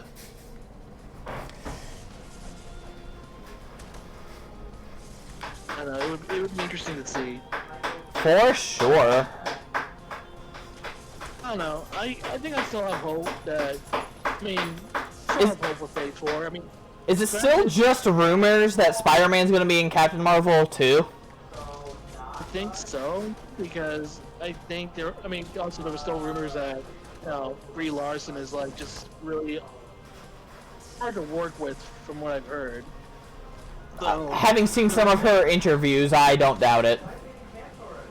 yeah, so like, despite seeing Captain Marvel as the lead of the Avengers, I think they're actually thinking about probably trying to find some way to justifiably kill her off, even they hyped her up for so much. I really appreciate how everything in every interview is saying that Captain Marvel is going to be the new leader of the Avengers and stuff, but then the movies, it's showing that there's no one but Spidey for the role.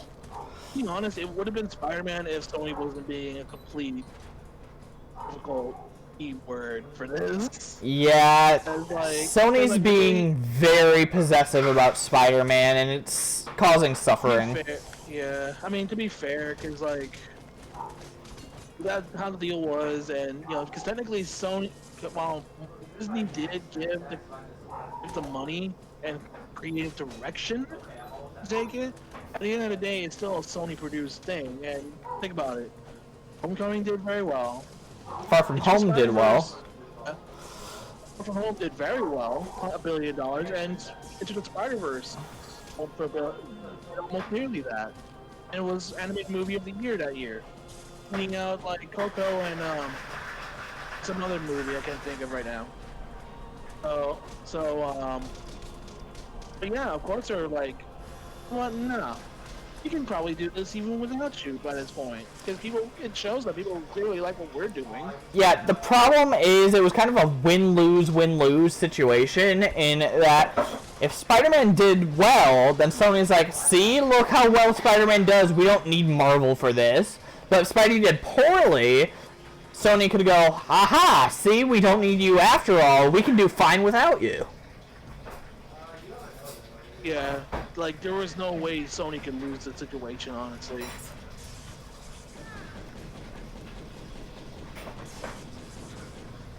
I'm gonna lie, like, I don't know, it's interesting because like, only reason they did that is because I think the only reason they really agreed to this is because they try to do the same thing with Andrew Garfield's Spider-Man. They try to do so much. Oh my gosh, they tried setting so much up in Amazing Spider-Man 2. Like, they tried to Sinister Six things. That's what they're usually going to be planning. Like, really, that's the reason why, as much as I would love to see Sinister Six in the MCU, it probably won't happen until Sony has their crack at it.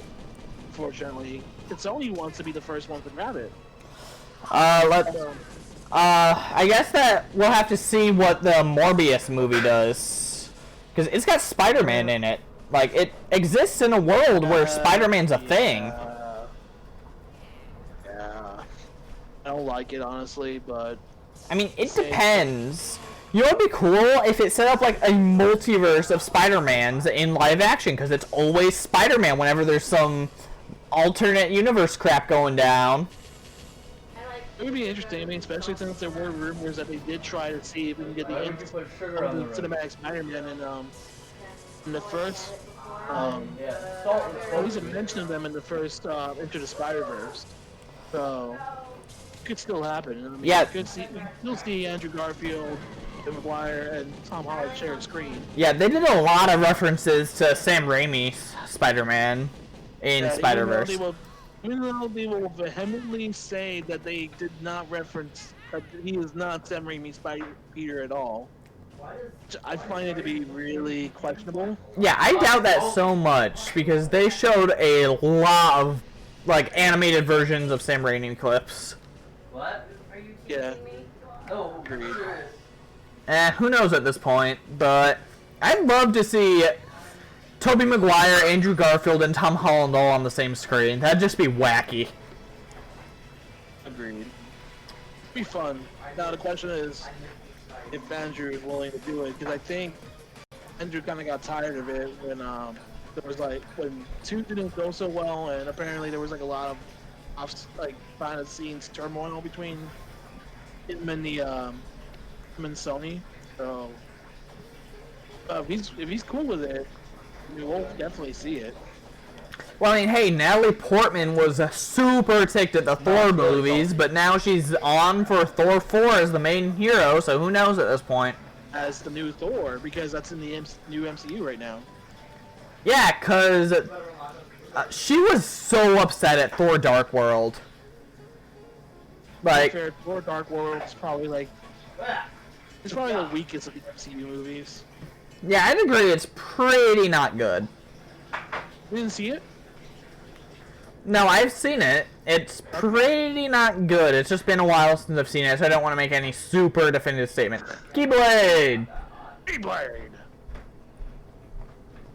I kind of had to. You know, I had to do it in Xehanort's voice every time. I appreciate it. I could do it better.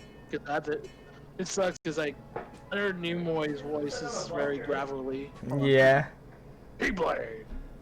Okay, that's probably better. I think it was pretty good. I mean, it sucks that I'm playing... Old man Xehanort, right? Yeah, I've seen a few. Like... Okay, well, at least the Birth by Sleep and Dream Drop, they had to change actor for KH3. Right. Again, Nimoy died. Rip. And then ironically, the guy who did Kingdom Hearts 3 died shortly after. Ah, crap, it's Pirate Ninjas. Okay, this is where, yeah, because like I went to chase the Ice King. We went to chase the Ice King, so we didn't go up. We just kept going straight. Yeah, you had to go up to get the rest of the golden relics so that the ship can set sail. For whatever reason. So that's why we didn't progress far. Oops. Oh my god! He used a substitution jutsu! Damn. I didn't expect that. Okay, so this is definitely a Naruto One Piece reference. Has to be. God. Weren't there a lot of like Naruto meme videos made on Newgrounds or something? I cannot tell you because I actually never used the Newgrounds. Just know about it. You've only heard the legends. I've heard the legends. I have never seen it personally. Mostly because we share one computer at the time. Ah. And I might have gotten in trouble a couple of times for some viewings on the internet that I should not be doing. So. Understandable. Yeah. So. Get the hell out of Roller Coaster Tycoon 3 though. Nice. Yeah. I guess. I wanted to be a roller coaster engineer because of that game. That was my dream as a kid. I wanted to work at Walt Disney World and make all these cool new rides. Problem is, I'm afraid of heights. So. Ooh, yeah. Oh yeah, it would be ironic to make a roller coaster and have to demo it or something and be like, Nah. well, Nah, fam. just take my word for it. Ah, frickin' Thresher Moss. I refuse to call giant worms in the sand anything but Thresher Maws, thanks to Mass Effect. Yeah. Like, the thing from Tremors, it's a Thresher Maw. Starlight Pit? It's a Thresher Maw. Like, if Cthulhu and Thresher Maw had a baby. A very horrific baby. Point. Man, and there's a Sarlacc pit on Felucia in Force Unleashed, too. It's like bigger than the one on Tatooine by a wide margin. Yeah, I did not expect that at all, honestly. Yeah, it's like the setting for the Shakti boss fight, and it's sick as hell. Yes, like, it was so awesome. God. I still just remember one of the scenes in Force Unleashed, and General Koda's just like, he went looking for Shakti, he went missing as soon as he landed on it, and Sarkos like, Felucia! And he's like, you are really strong with the Force to tell what I was thinking, boy. Has to be. Man, Koda did a good boy. Like, way before Kratos did. Like, He really did. mad props to the man. That Scorpion died. It did. Ripping pepperonis. Pepperonis. Why are there so many memes about that kind of thing? I don't know, but I kind of love it. And hate it at the same time. Like, it's one of the most degenerate things the internet has done, but in a funny way. Yeah, is it sad that I can honestly label that as one of the things the internet's done that's probably one of the worst? Probably. Oh, that and MLG edits. Those are cursed. And yet, I can't stop watching them sometimes. Especially the ones done ironically, where like, yeah, we know this is crap. We're just not gonna do it anyways. I guess the problem is figuring out if it's serious or fake, because some people are really committed to the art, you know? Oh, forgive me for asking. Yeah. What exactly goes in on an MLG edit? On the air horn. Let's see. Illuminati signs, references to Doritos, sometimes Shrek. Sometimes Shrek. Have you never seen Shrek in an MLG edit? Not that way, but honestly, I'm not surprised considering Shrek is pretty much the god of the internet at this point. Truth. Like, he pretty much took over Chuck Norris' spot for it. Remember when people... Is it still Shrek or is it Keanu Reeves now? Because I think it's Keanu Reeves now. Probably Keanu, especially once... The breathtaking moment. Until, yeah. Probably until, like, yeah, the breathtaking... Probably, like, when we get to, year when The Matrix 4 and John Wick 4 released. Which originally was supposed to be on the same day. No kidding. It was. Now it's gonna be on separate days, but... Is that the same day Half-Life 3 comes out? Ah! Ah! Man. We're never gonna let that go. No. I just can't count to 3. It absolutely cannot. Can you imagine how many people would love to see a Team Fortress 3 or a Portal 3? Dude, I would be so down for a Portal 3. I'm not even kidding you. I'll buy a freaking Oculus Rift if I have to. I don't care if I get sick. I don't care if I get sick. I will play the hell out of that just to hear Godance again. Oh, I don't have issues. Don't ask. Do all those games exist in the same universe? Because I know there's a reference to Black Mesa in the end of Portal and like the music. I think it was referenced, maybe at least like with Portal with Half-Life, but Oh, you know what one of the most impressive but dumb things about Aperture Science is? Aperture Science is supposed to make shower curtains. That's like how the company started, was to build shower curtains. Allow some advancement. I mean, hey, with Cave Johnson as the boss, who knows?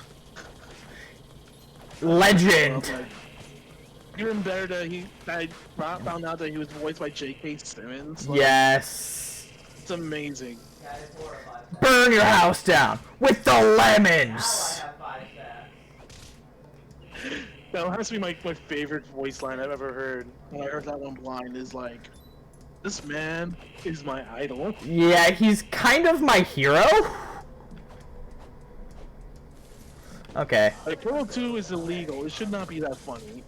No, Portal 2 had no right to be as good as it was. Like, I was expecting just a generic copy-paste of the first game, but then Wheatley happened.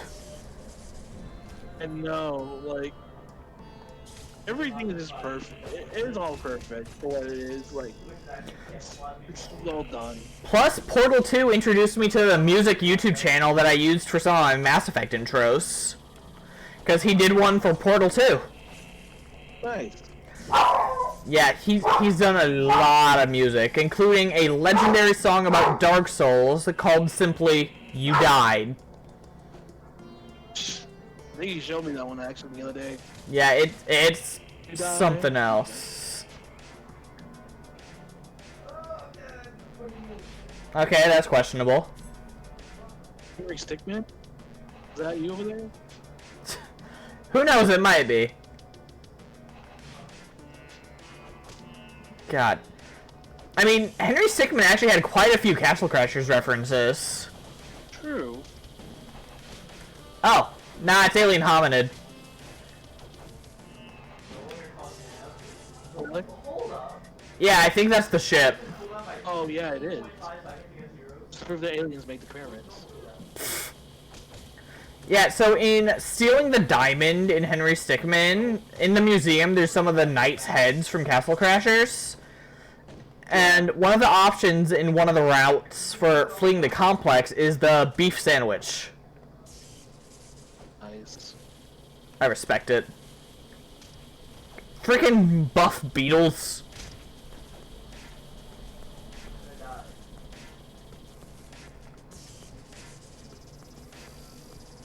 It's cute that he did like a little white flag when he goes down. Yeah. I think they're probably the coolest enemies because they don't die, they just surrender. Screw this mess. Huh. Oh crap. They're dropping the homophones.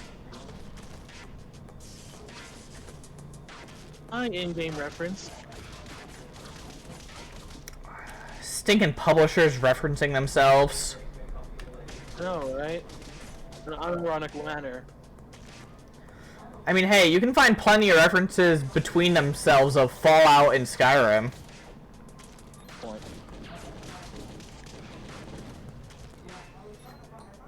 Let's see, I think I need to get abducted, don't I? What? I already did this. I thought you'd GG no read, but you read. How dare you?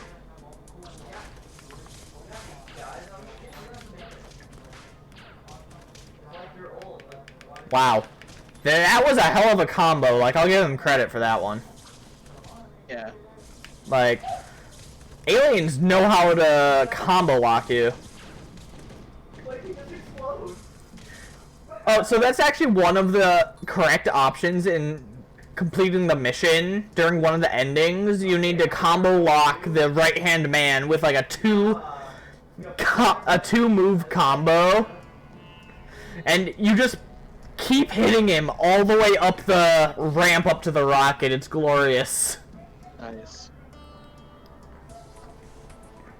Oh boy, I've been abducted. Whatever would you do? Oh hey look, it's the makers of the game. They got what they deserved.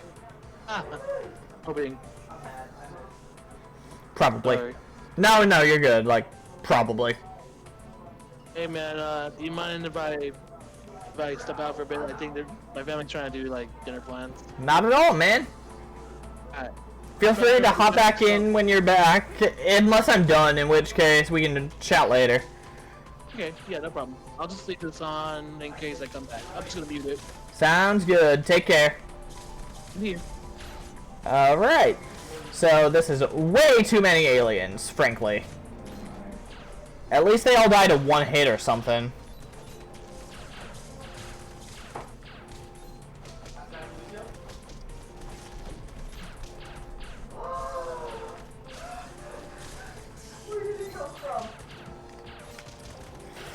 Ah, the Keyblade is betraying me.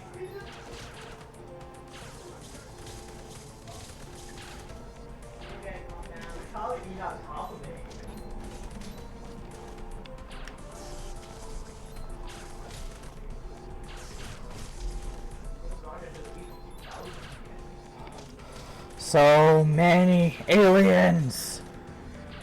Gotta just keep pressuring through, I suppose. Don't really have much in the way of crowd control. Besides brute force, which unfortunately is not always an option. It is sometimes, though. And that's when I shine.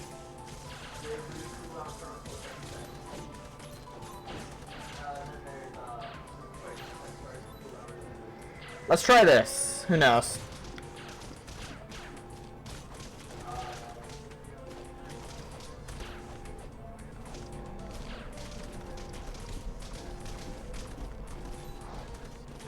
Man, I'm definitely gonna have to look into what a speedrun of this game looks like when I'm done.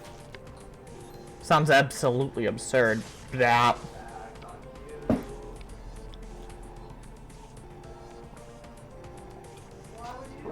Super buff alien.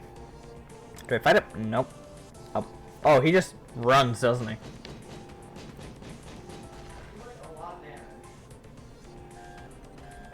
He sure does.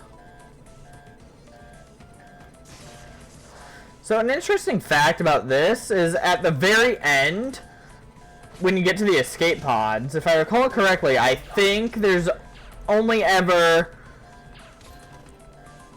I think the way they take into account the amount of escape pods is the amount of players minus 1. So it's like a contest to see whether you've earned an escape pod or not.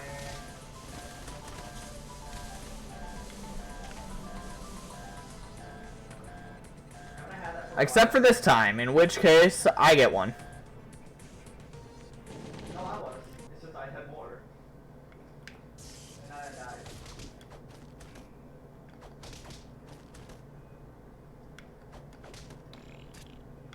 Splooge. Ploo, ploo, ploo.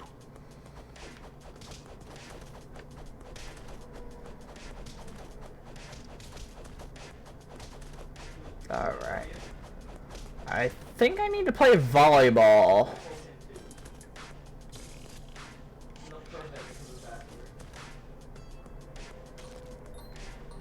Yeah, I think I play volleyball in their castle.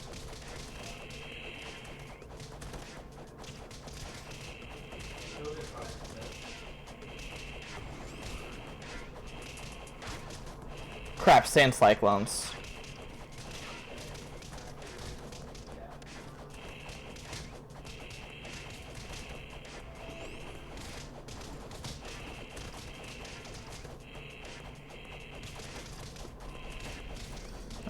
Alright.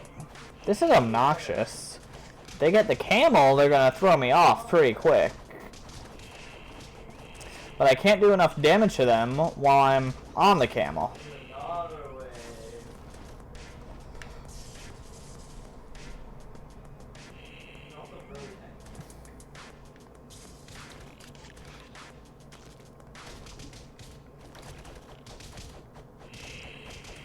Alright. Level 20. I can go back to the blacksmith next time I get a chance.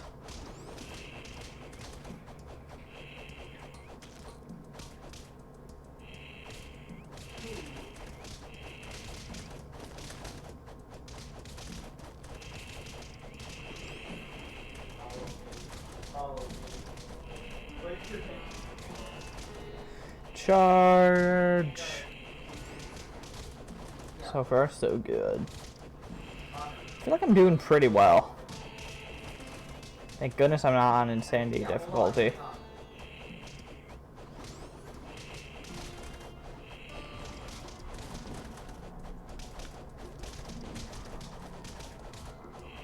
Insanity difficulty would be fun. Maybe? Oh no, I don't think I've got the download on insanity.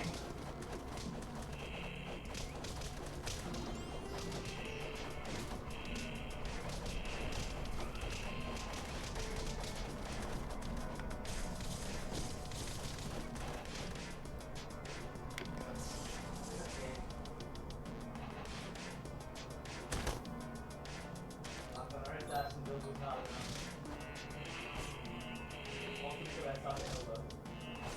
Alright. The man with the zebra.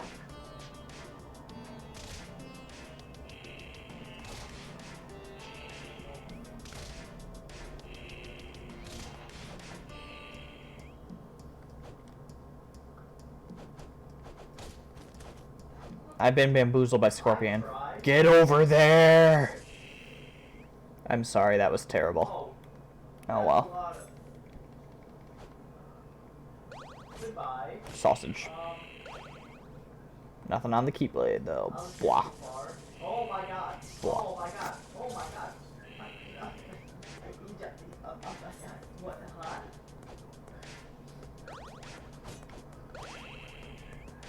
It wasn't such a vibe.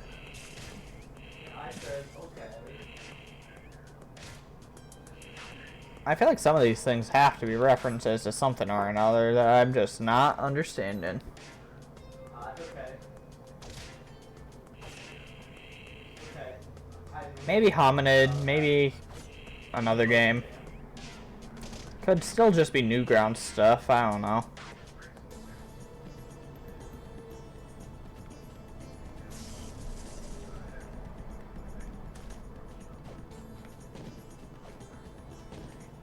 Do I have the tiger?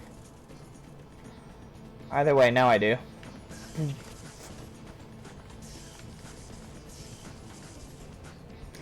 Unlimited power!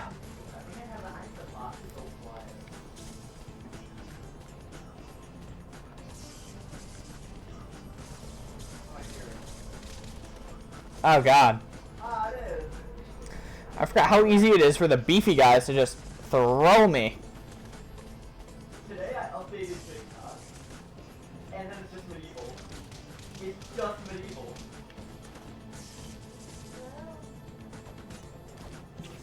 I tased them. Salute.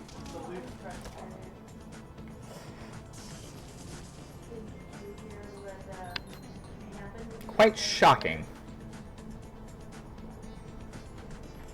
Bet they wish I went home instead of here.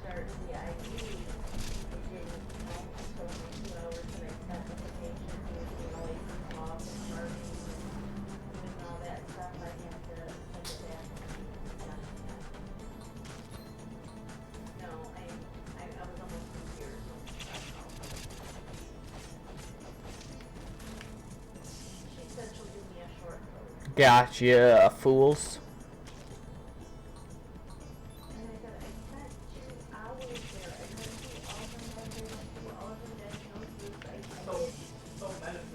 Alright. Nailing it so far.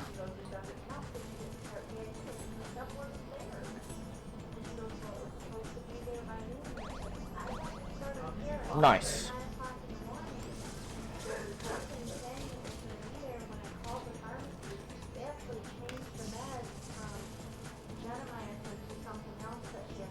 I'm not a high enough roll. I'm not a high enough roll to see the channel.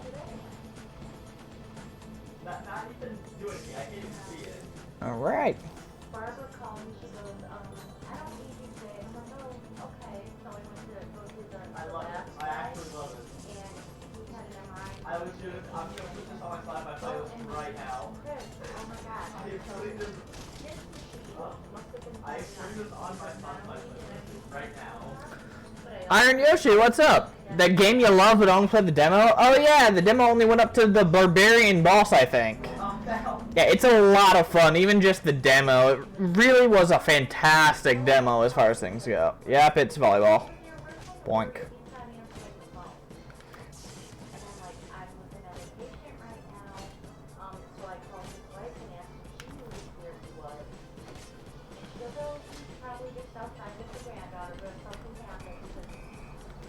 Okay, that wasn't in, but whatever. I already have a spoke light. So I think there's a certain, a love note that I have to still work on my You mean the lower car curves? repair from 2 weeks Bonk. ago, and then I have a new note that I have to work on tomorrow, and it's been a talk, and I just got done on my starting, and I only have 5 minutes. I think it's up to 10? I love it so much. I Bonk. Yeah. Got a map. Okay, how do I play up Lira? Blocking, you're supposed to know these things. I don't want to turn really I am their king. so loud.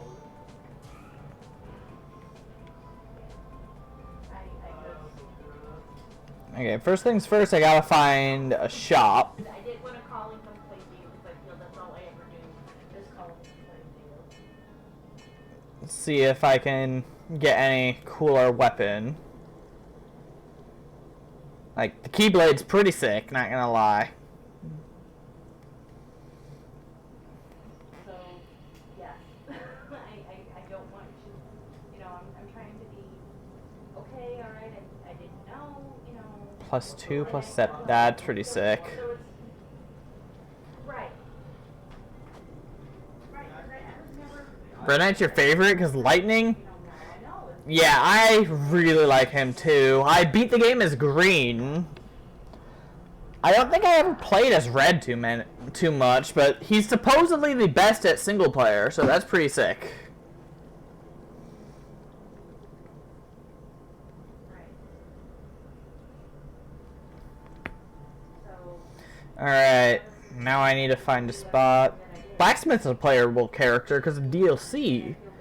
I wonder if he's still there if you play as the blacksmith. tired nurse, and like I said, she lives just a couple blocks This guy. from my house, and, you know, and I told her, I said, well, I can't come back tonight because I have a meeting, and I'm off tomorrow. I said, but even though I'm off over the weekend, I'm literally a couple blocks from my house, so I can come and take care of you, so that would. Alright, looks like I'm stocked.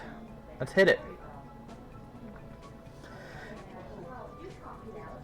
The Flooded Temple. I don't think I can get in right now. Yep. Get Xbox money, you get both Castle Crashers and Necromancer. Huh. Necromancer. I don't think I know that game. Oh, do you mean the Necromancer DLC pack?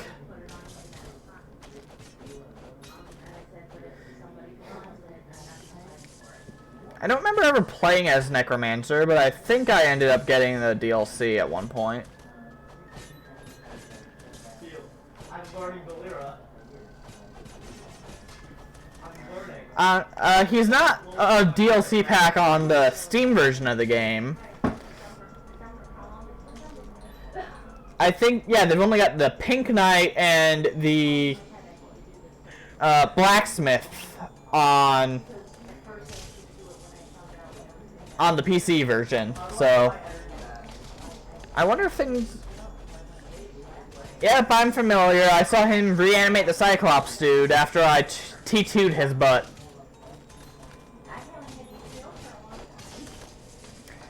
Bit too edgy for my taste, but he's pretty cool.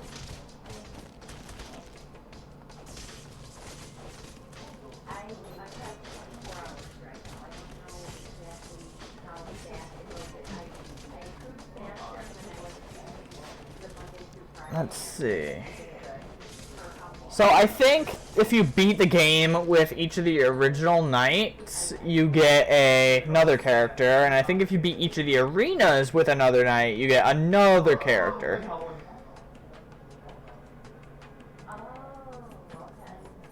Ah, there he is. Speak of the devil. I don't understand, but I understand. It's all becoming so clear so fast. Crap, they buff. Not nice.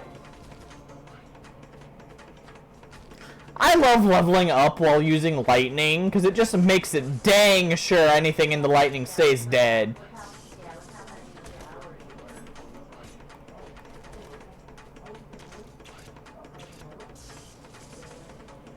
I want to kill Zagira. Stay down, brother. Here, I want to kill. Oh, these dudes. They cool. I did. They also deep fried. Drink a lot of milk. Get that calcium in the bones. Alright.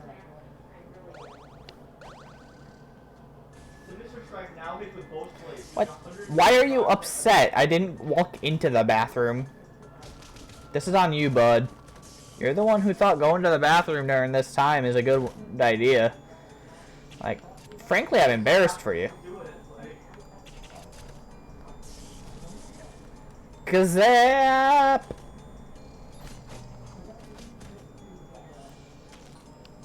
You're done, son. I teach Saturday at the hospital.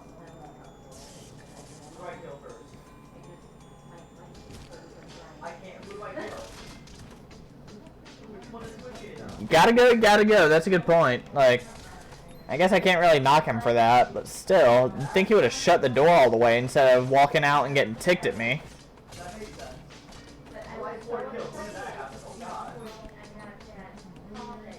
Little frog. Oh god, one of these guys again. They're back! Revamped! The madness never ends. Bruh.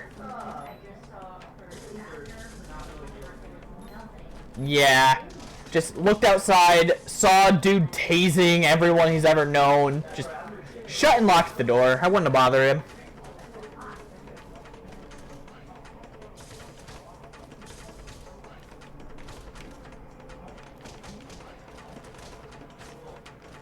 Why is that helicopter attack so useless? It looks like crowd control, but sure doesn't seem to work that way. Fooyah!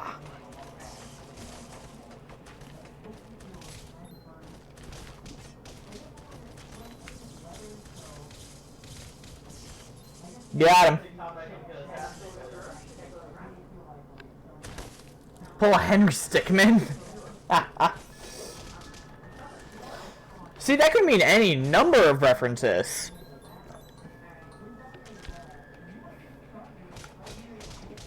Beautiful part about Henry. Man got famous on references. And he's a legend for it.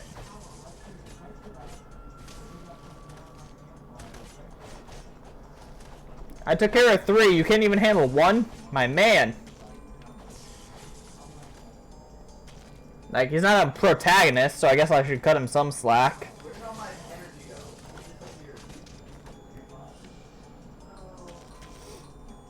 Alright. There's a snail just chilling. Oh man, milked villager.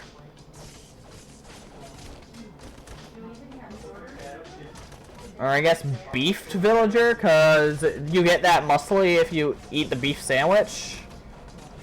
I suppose. Wonder how there are enemies that have that permanently. Does that mean that they're just ate a lot of them and their bodies just adjusted to it? Or are they some kind of mutant experiment that's gone horribly wrong?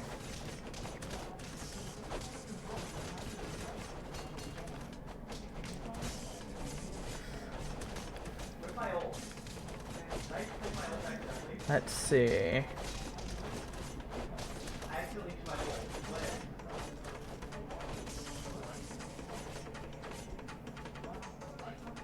I think they're dead. I think I got them. But you know, excessive lightning is excessive.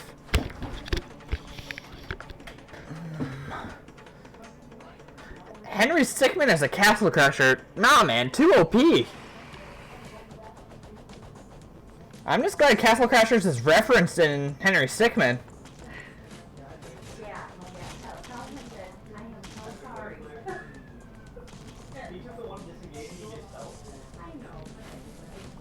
Excellent mod.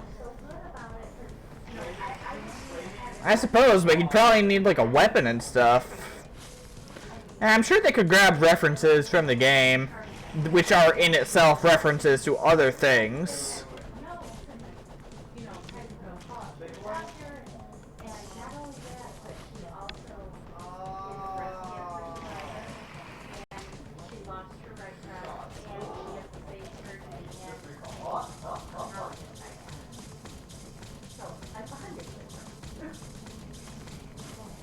Doing good. Ah, jump scare.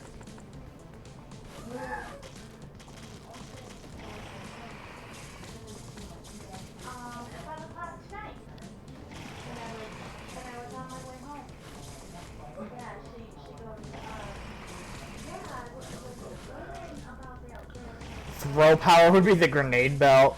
Yes. I appreciate that escaping the prison reference. Well done. Let's see.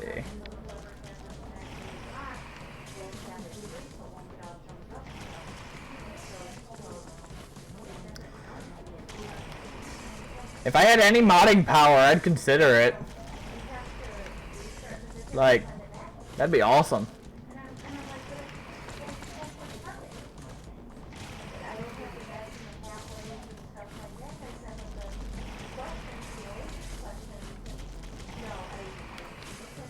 The hold power.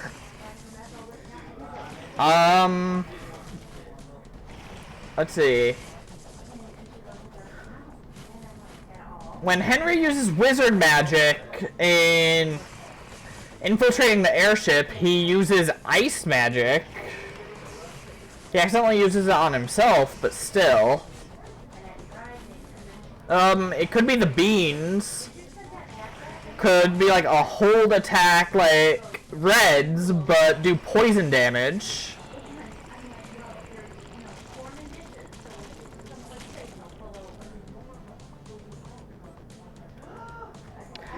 Jump power, he could pop. He could do a hop off his scooter or something.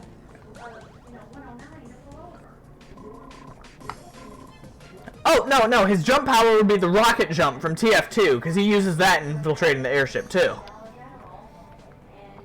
Man, look at us labbing this out.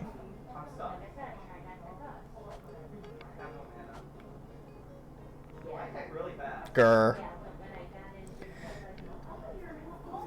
Let's see. Alright. Look at that. We're about to 1v1 Medusa. His hold would be the freeze himself, and it's a temporary shield. Oh, that's fantastic, actually. Yeah. Definitely makes it pretty creative. Oh, crap. They don't freeze when I lightning hit them.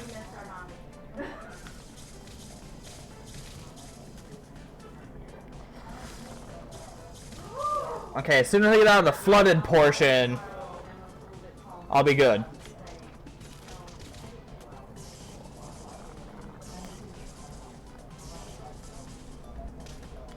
Holy dive bomb. I've never seen them do that, I don't think.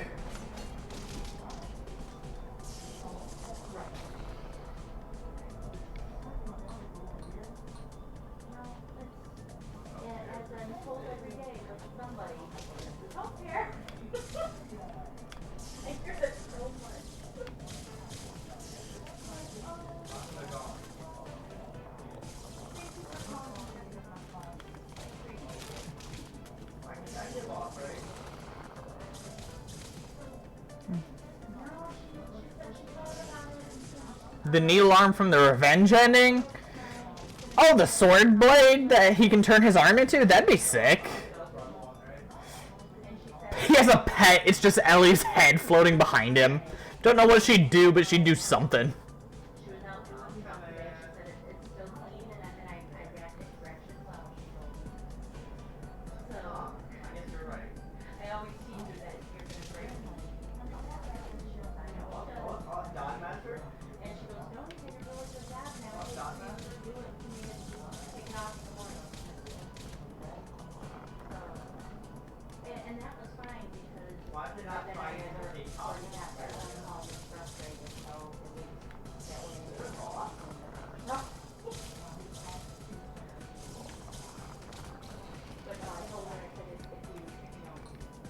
That was kind of cool, actually. I can't fight that guy, though. Fat Chicken, the behemoth logo.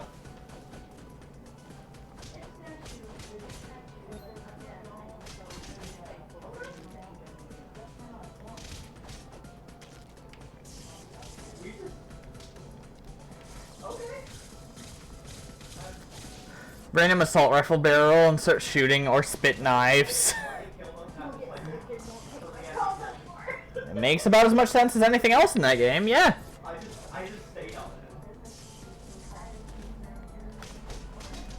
it. Oh, either that, or it would be the mini-copter from Fleeing the Complex, and it would have, like, Charles' voice lines or something, and it would just ram enemies. I'm not that good. I don't know which would be better.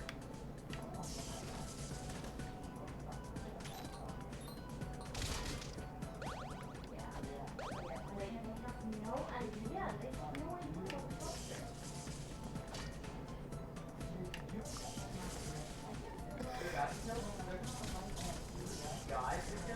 Let's see. Yeah, I think the mini-copter would be better than Ellie's head, I think, but they're both really good options. So it's kind of a which is slightly better than a which is bad.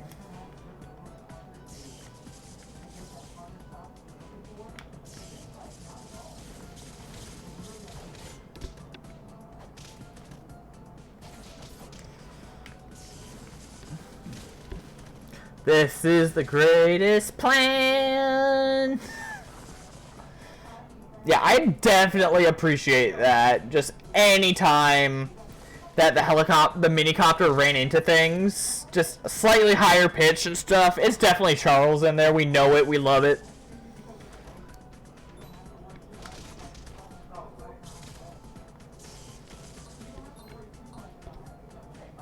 Okay, yeah, definitely Charles's mini-copter for his weapon, his animal orb of choice.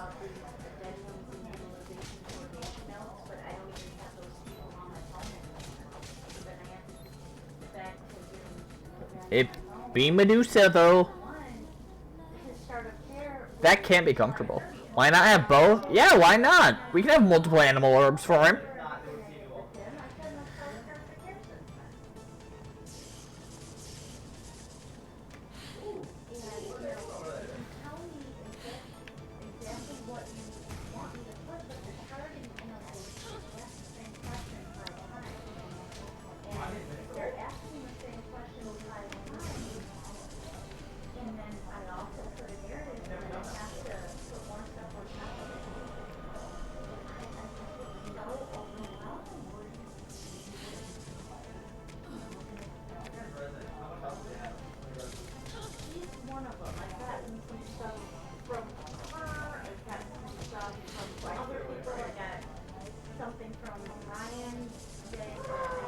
All right.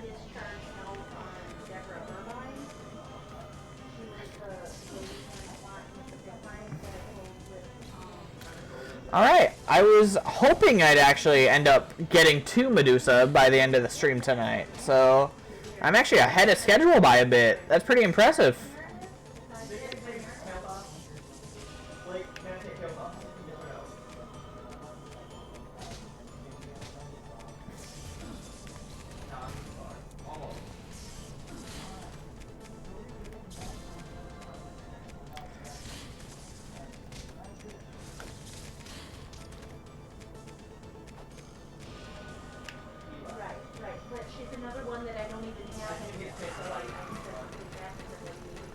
Tragic irony right there. In the end, she became stone.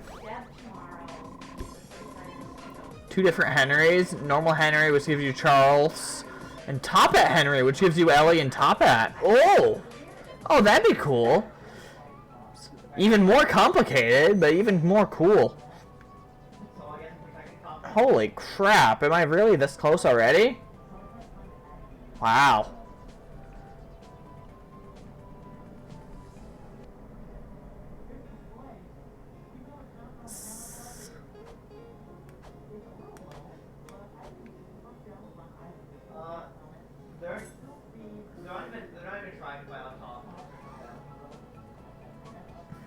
Alright. Let's see if I can get through this by the end of the stream. Because the intent is to end on time at 9:30. So I have limited time. And I'm pretty sure this is one of the hardest levels in the game.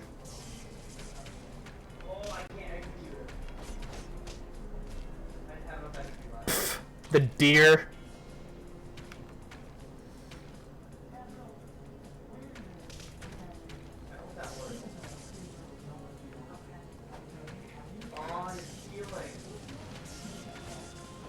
man. He broke through the stun lock. The legend.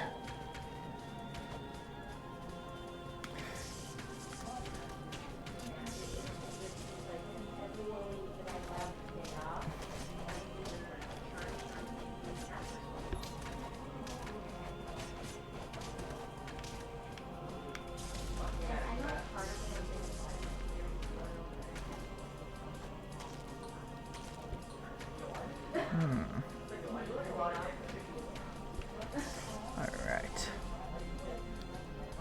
I have the power! Crap! No, I do like no damage, but they just die. Now I have the high ground, you fool.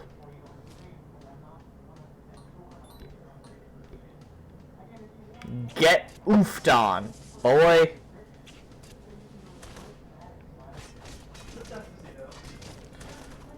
Yeah, we have that design from fleeing the complex, so that doesn't even need to be added.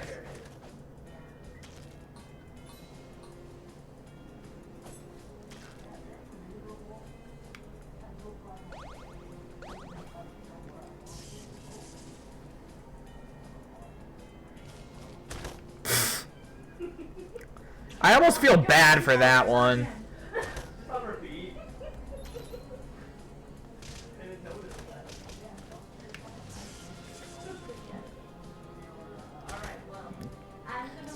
Yes! Top Hat Beef Henry would keep the chains and the hat. Now fight. From the rapidly promoted executive ending from Airship.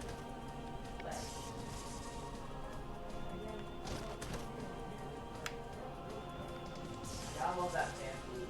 Man food. You can't tell if it's. You can't tell if it's a fan food or man food.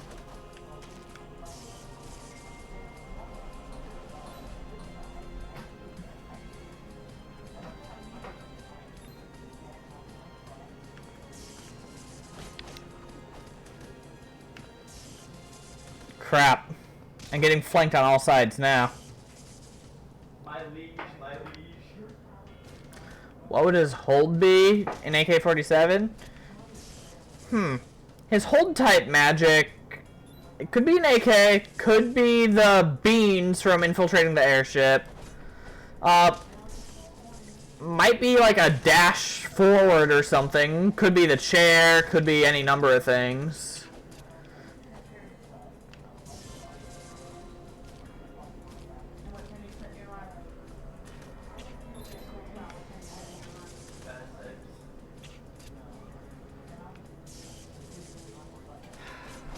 Let's see. The problem is he doesn't have as many cool tricks as a Top Hat. Oh, what if it's his stand spirit form, reference, and it does the Aura thing from the Revenge Path? That could work. Medieval style?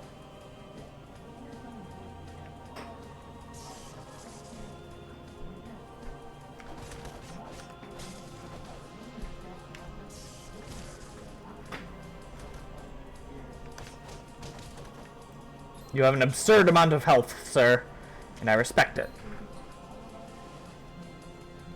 Rocks, swamp, burr. I could have sworn this was a longer level. Wow. Maybe on harder difficulties or something.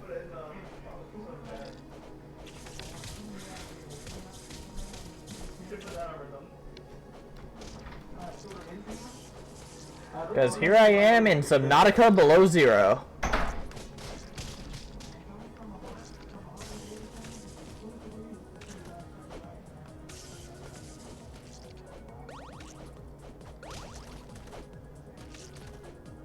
Peppa Henry would just be anything from Top Hat.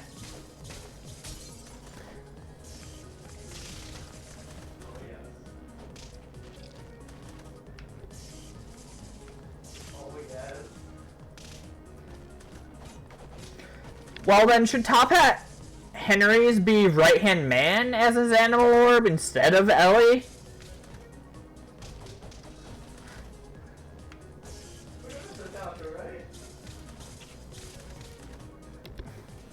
Who knows? We have a death organic channel. It's certainly fun to theorycraft, though.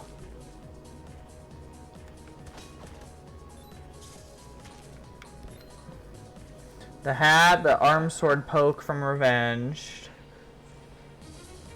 I can't. I can't.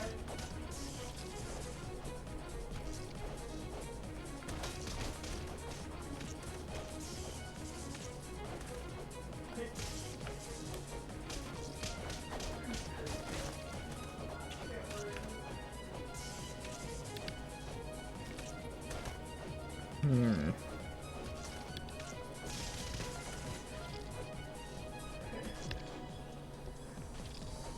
We're loading in already. It's taking so long.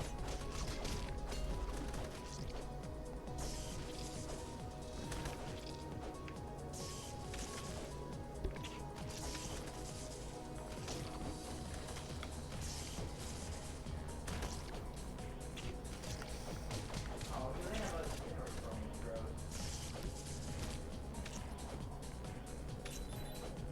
Is the Animal Orb would be a miniature version of the airship? That could be cool.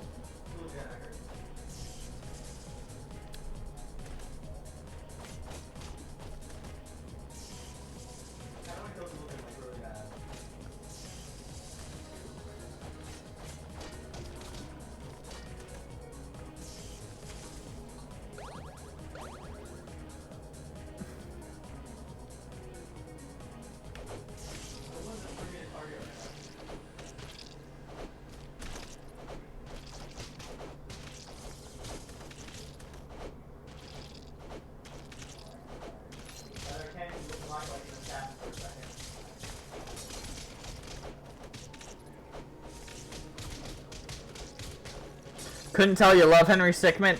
Hey, I don't blame you. It's a fantastic series. It'd be a shame if completing the mission is the last one, but hey. At least it's a heck of endings. I wish I would say in ending, but there's a lot of them, so that wouldn't be doing the game justice.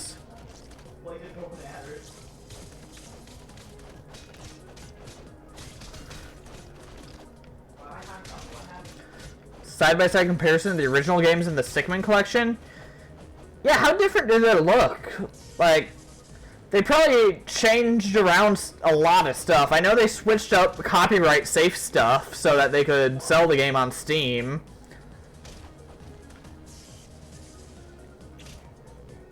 So all sound effects only sound like instead of are the sound effects.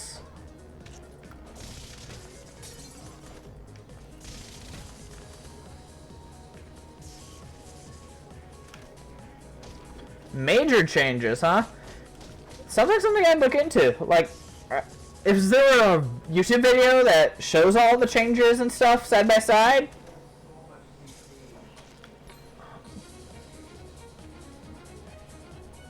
Because I'd like to see that.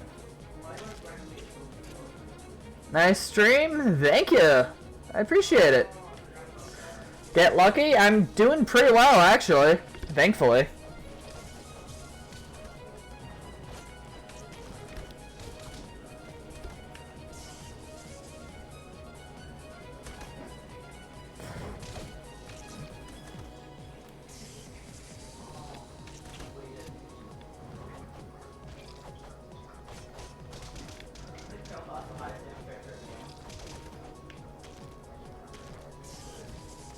Let's see. All right.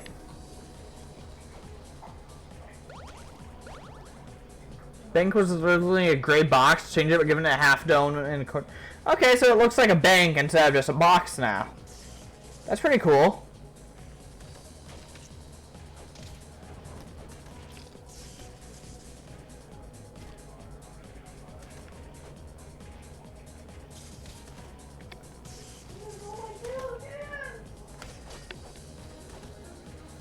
Infinite XP in Thief Forest? No, I don't. I think it probably has to do with juggling one of the bad guys.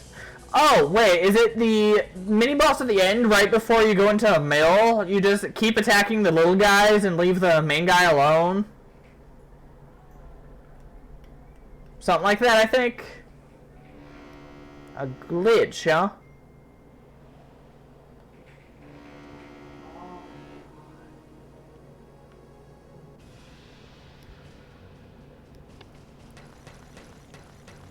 Well, I can't say I've ever encountered it, nor do I know of it, so that's pretty interesting. I might have to look into that at some point.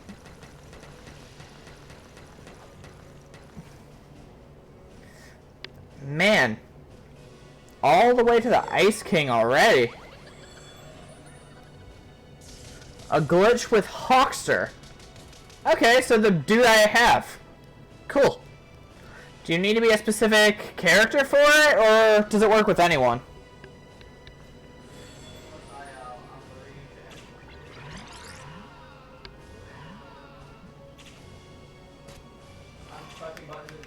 Oh god,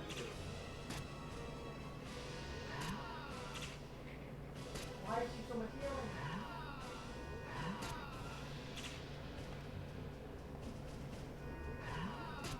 I didn't kill that person with a lot of healing. I just did. Bag scene was given a new angle. Bank entrance was given a new scene and extra dialogue. Just a second, Iron Yoshi.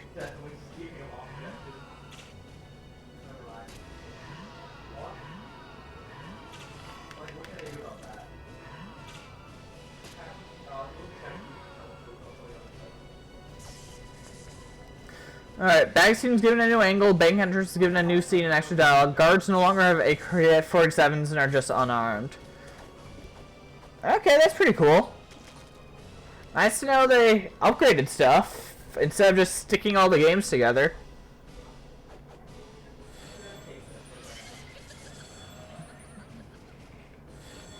I mean, I definitely still would have gotten it.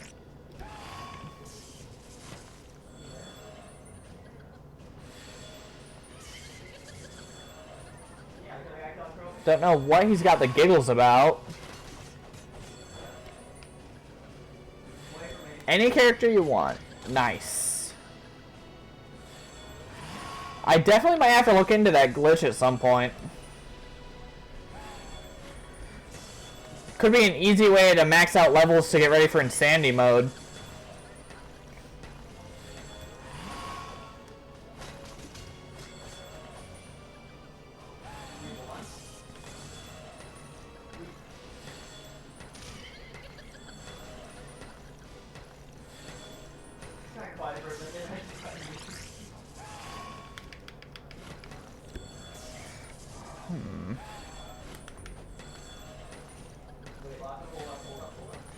I forgot, this guy's kind of annoying.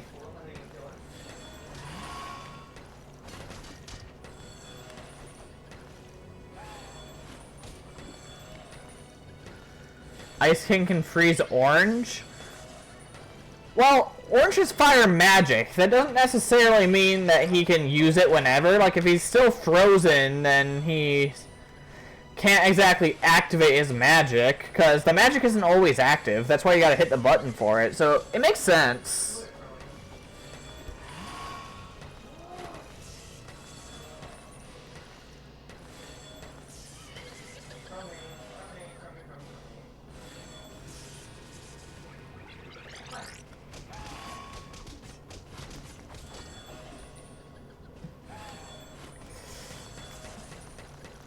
Oh, wow.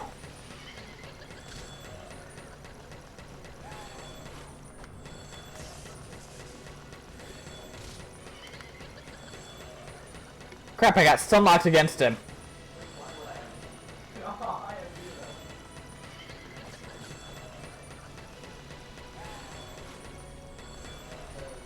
Rude.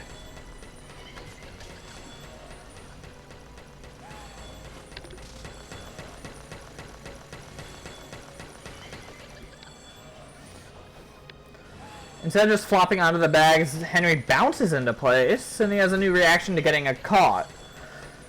He winces or just has a face that I did not mean to do that. Okay, that's pretty good. I like that. Oh god, that's horrific. Don't even feel bad. Look at that, I can still do bonus damage to the man. You are the doctor. I don't get that reference, unfortunately. Doctor. Like the song?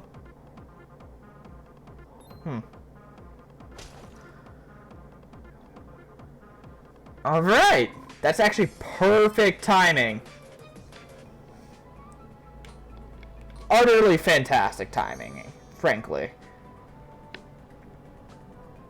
Everything but the last two sections. That's nuts. Not bad for a 2.5 hour stream. Alright. So, I am going to end it here. It is time, unfortunately. So, take care, and I'll be back with more Persona 4 Golden tomorrow. Same time, same place. See ya.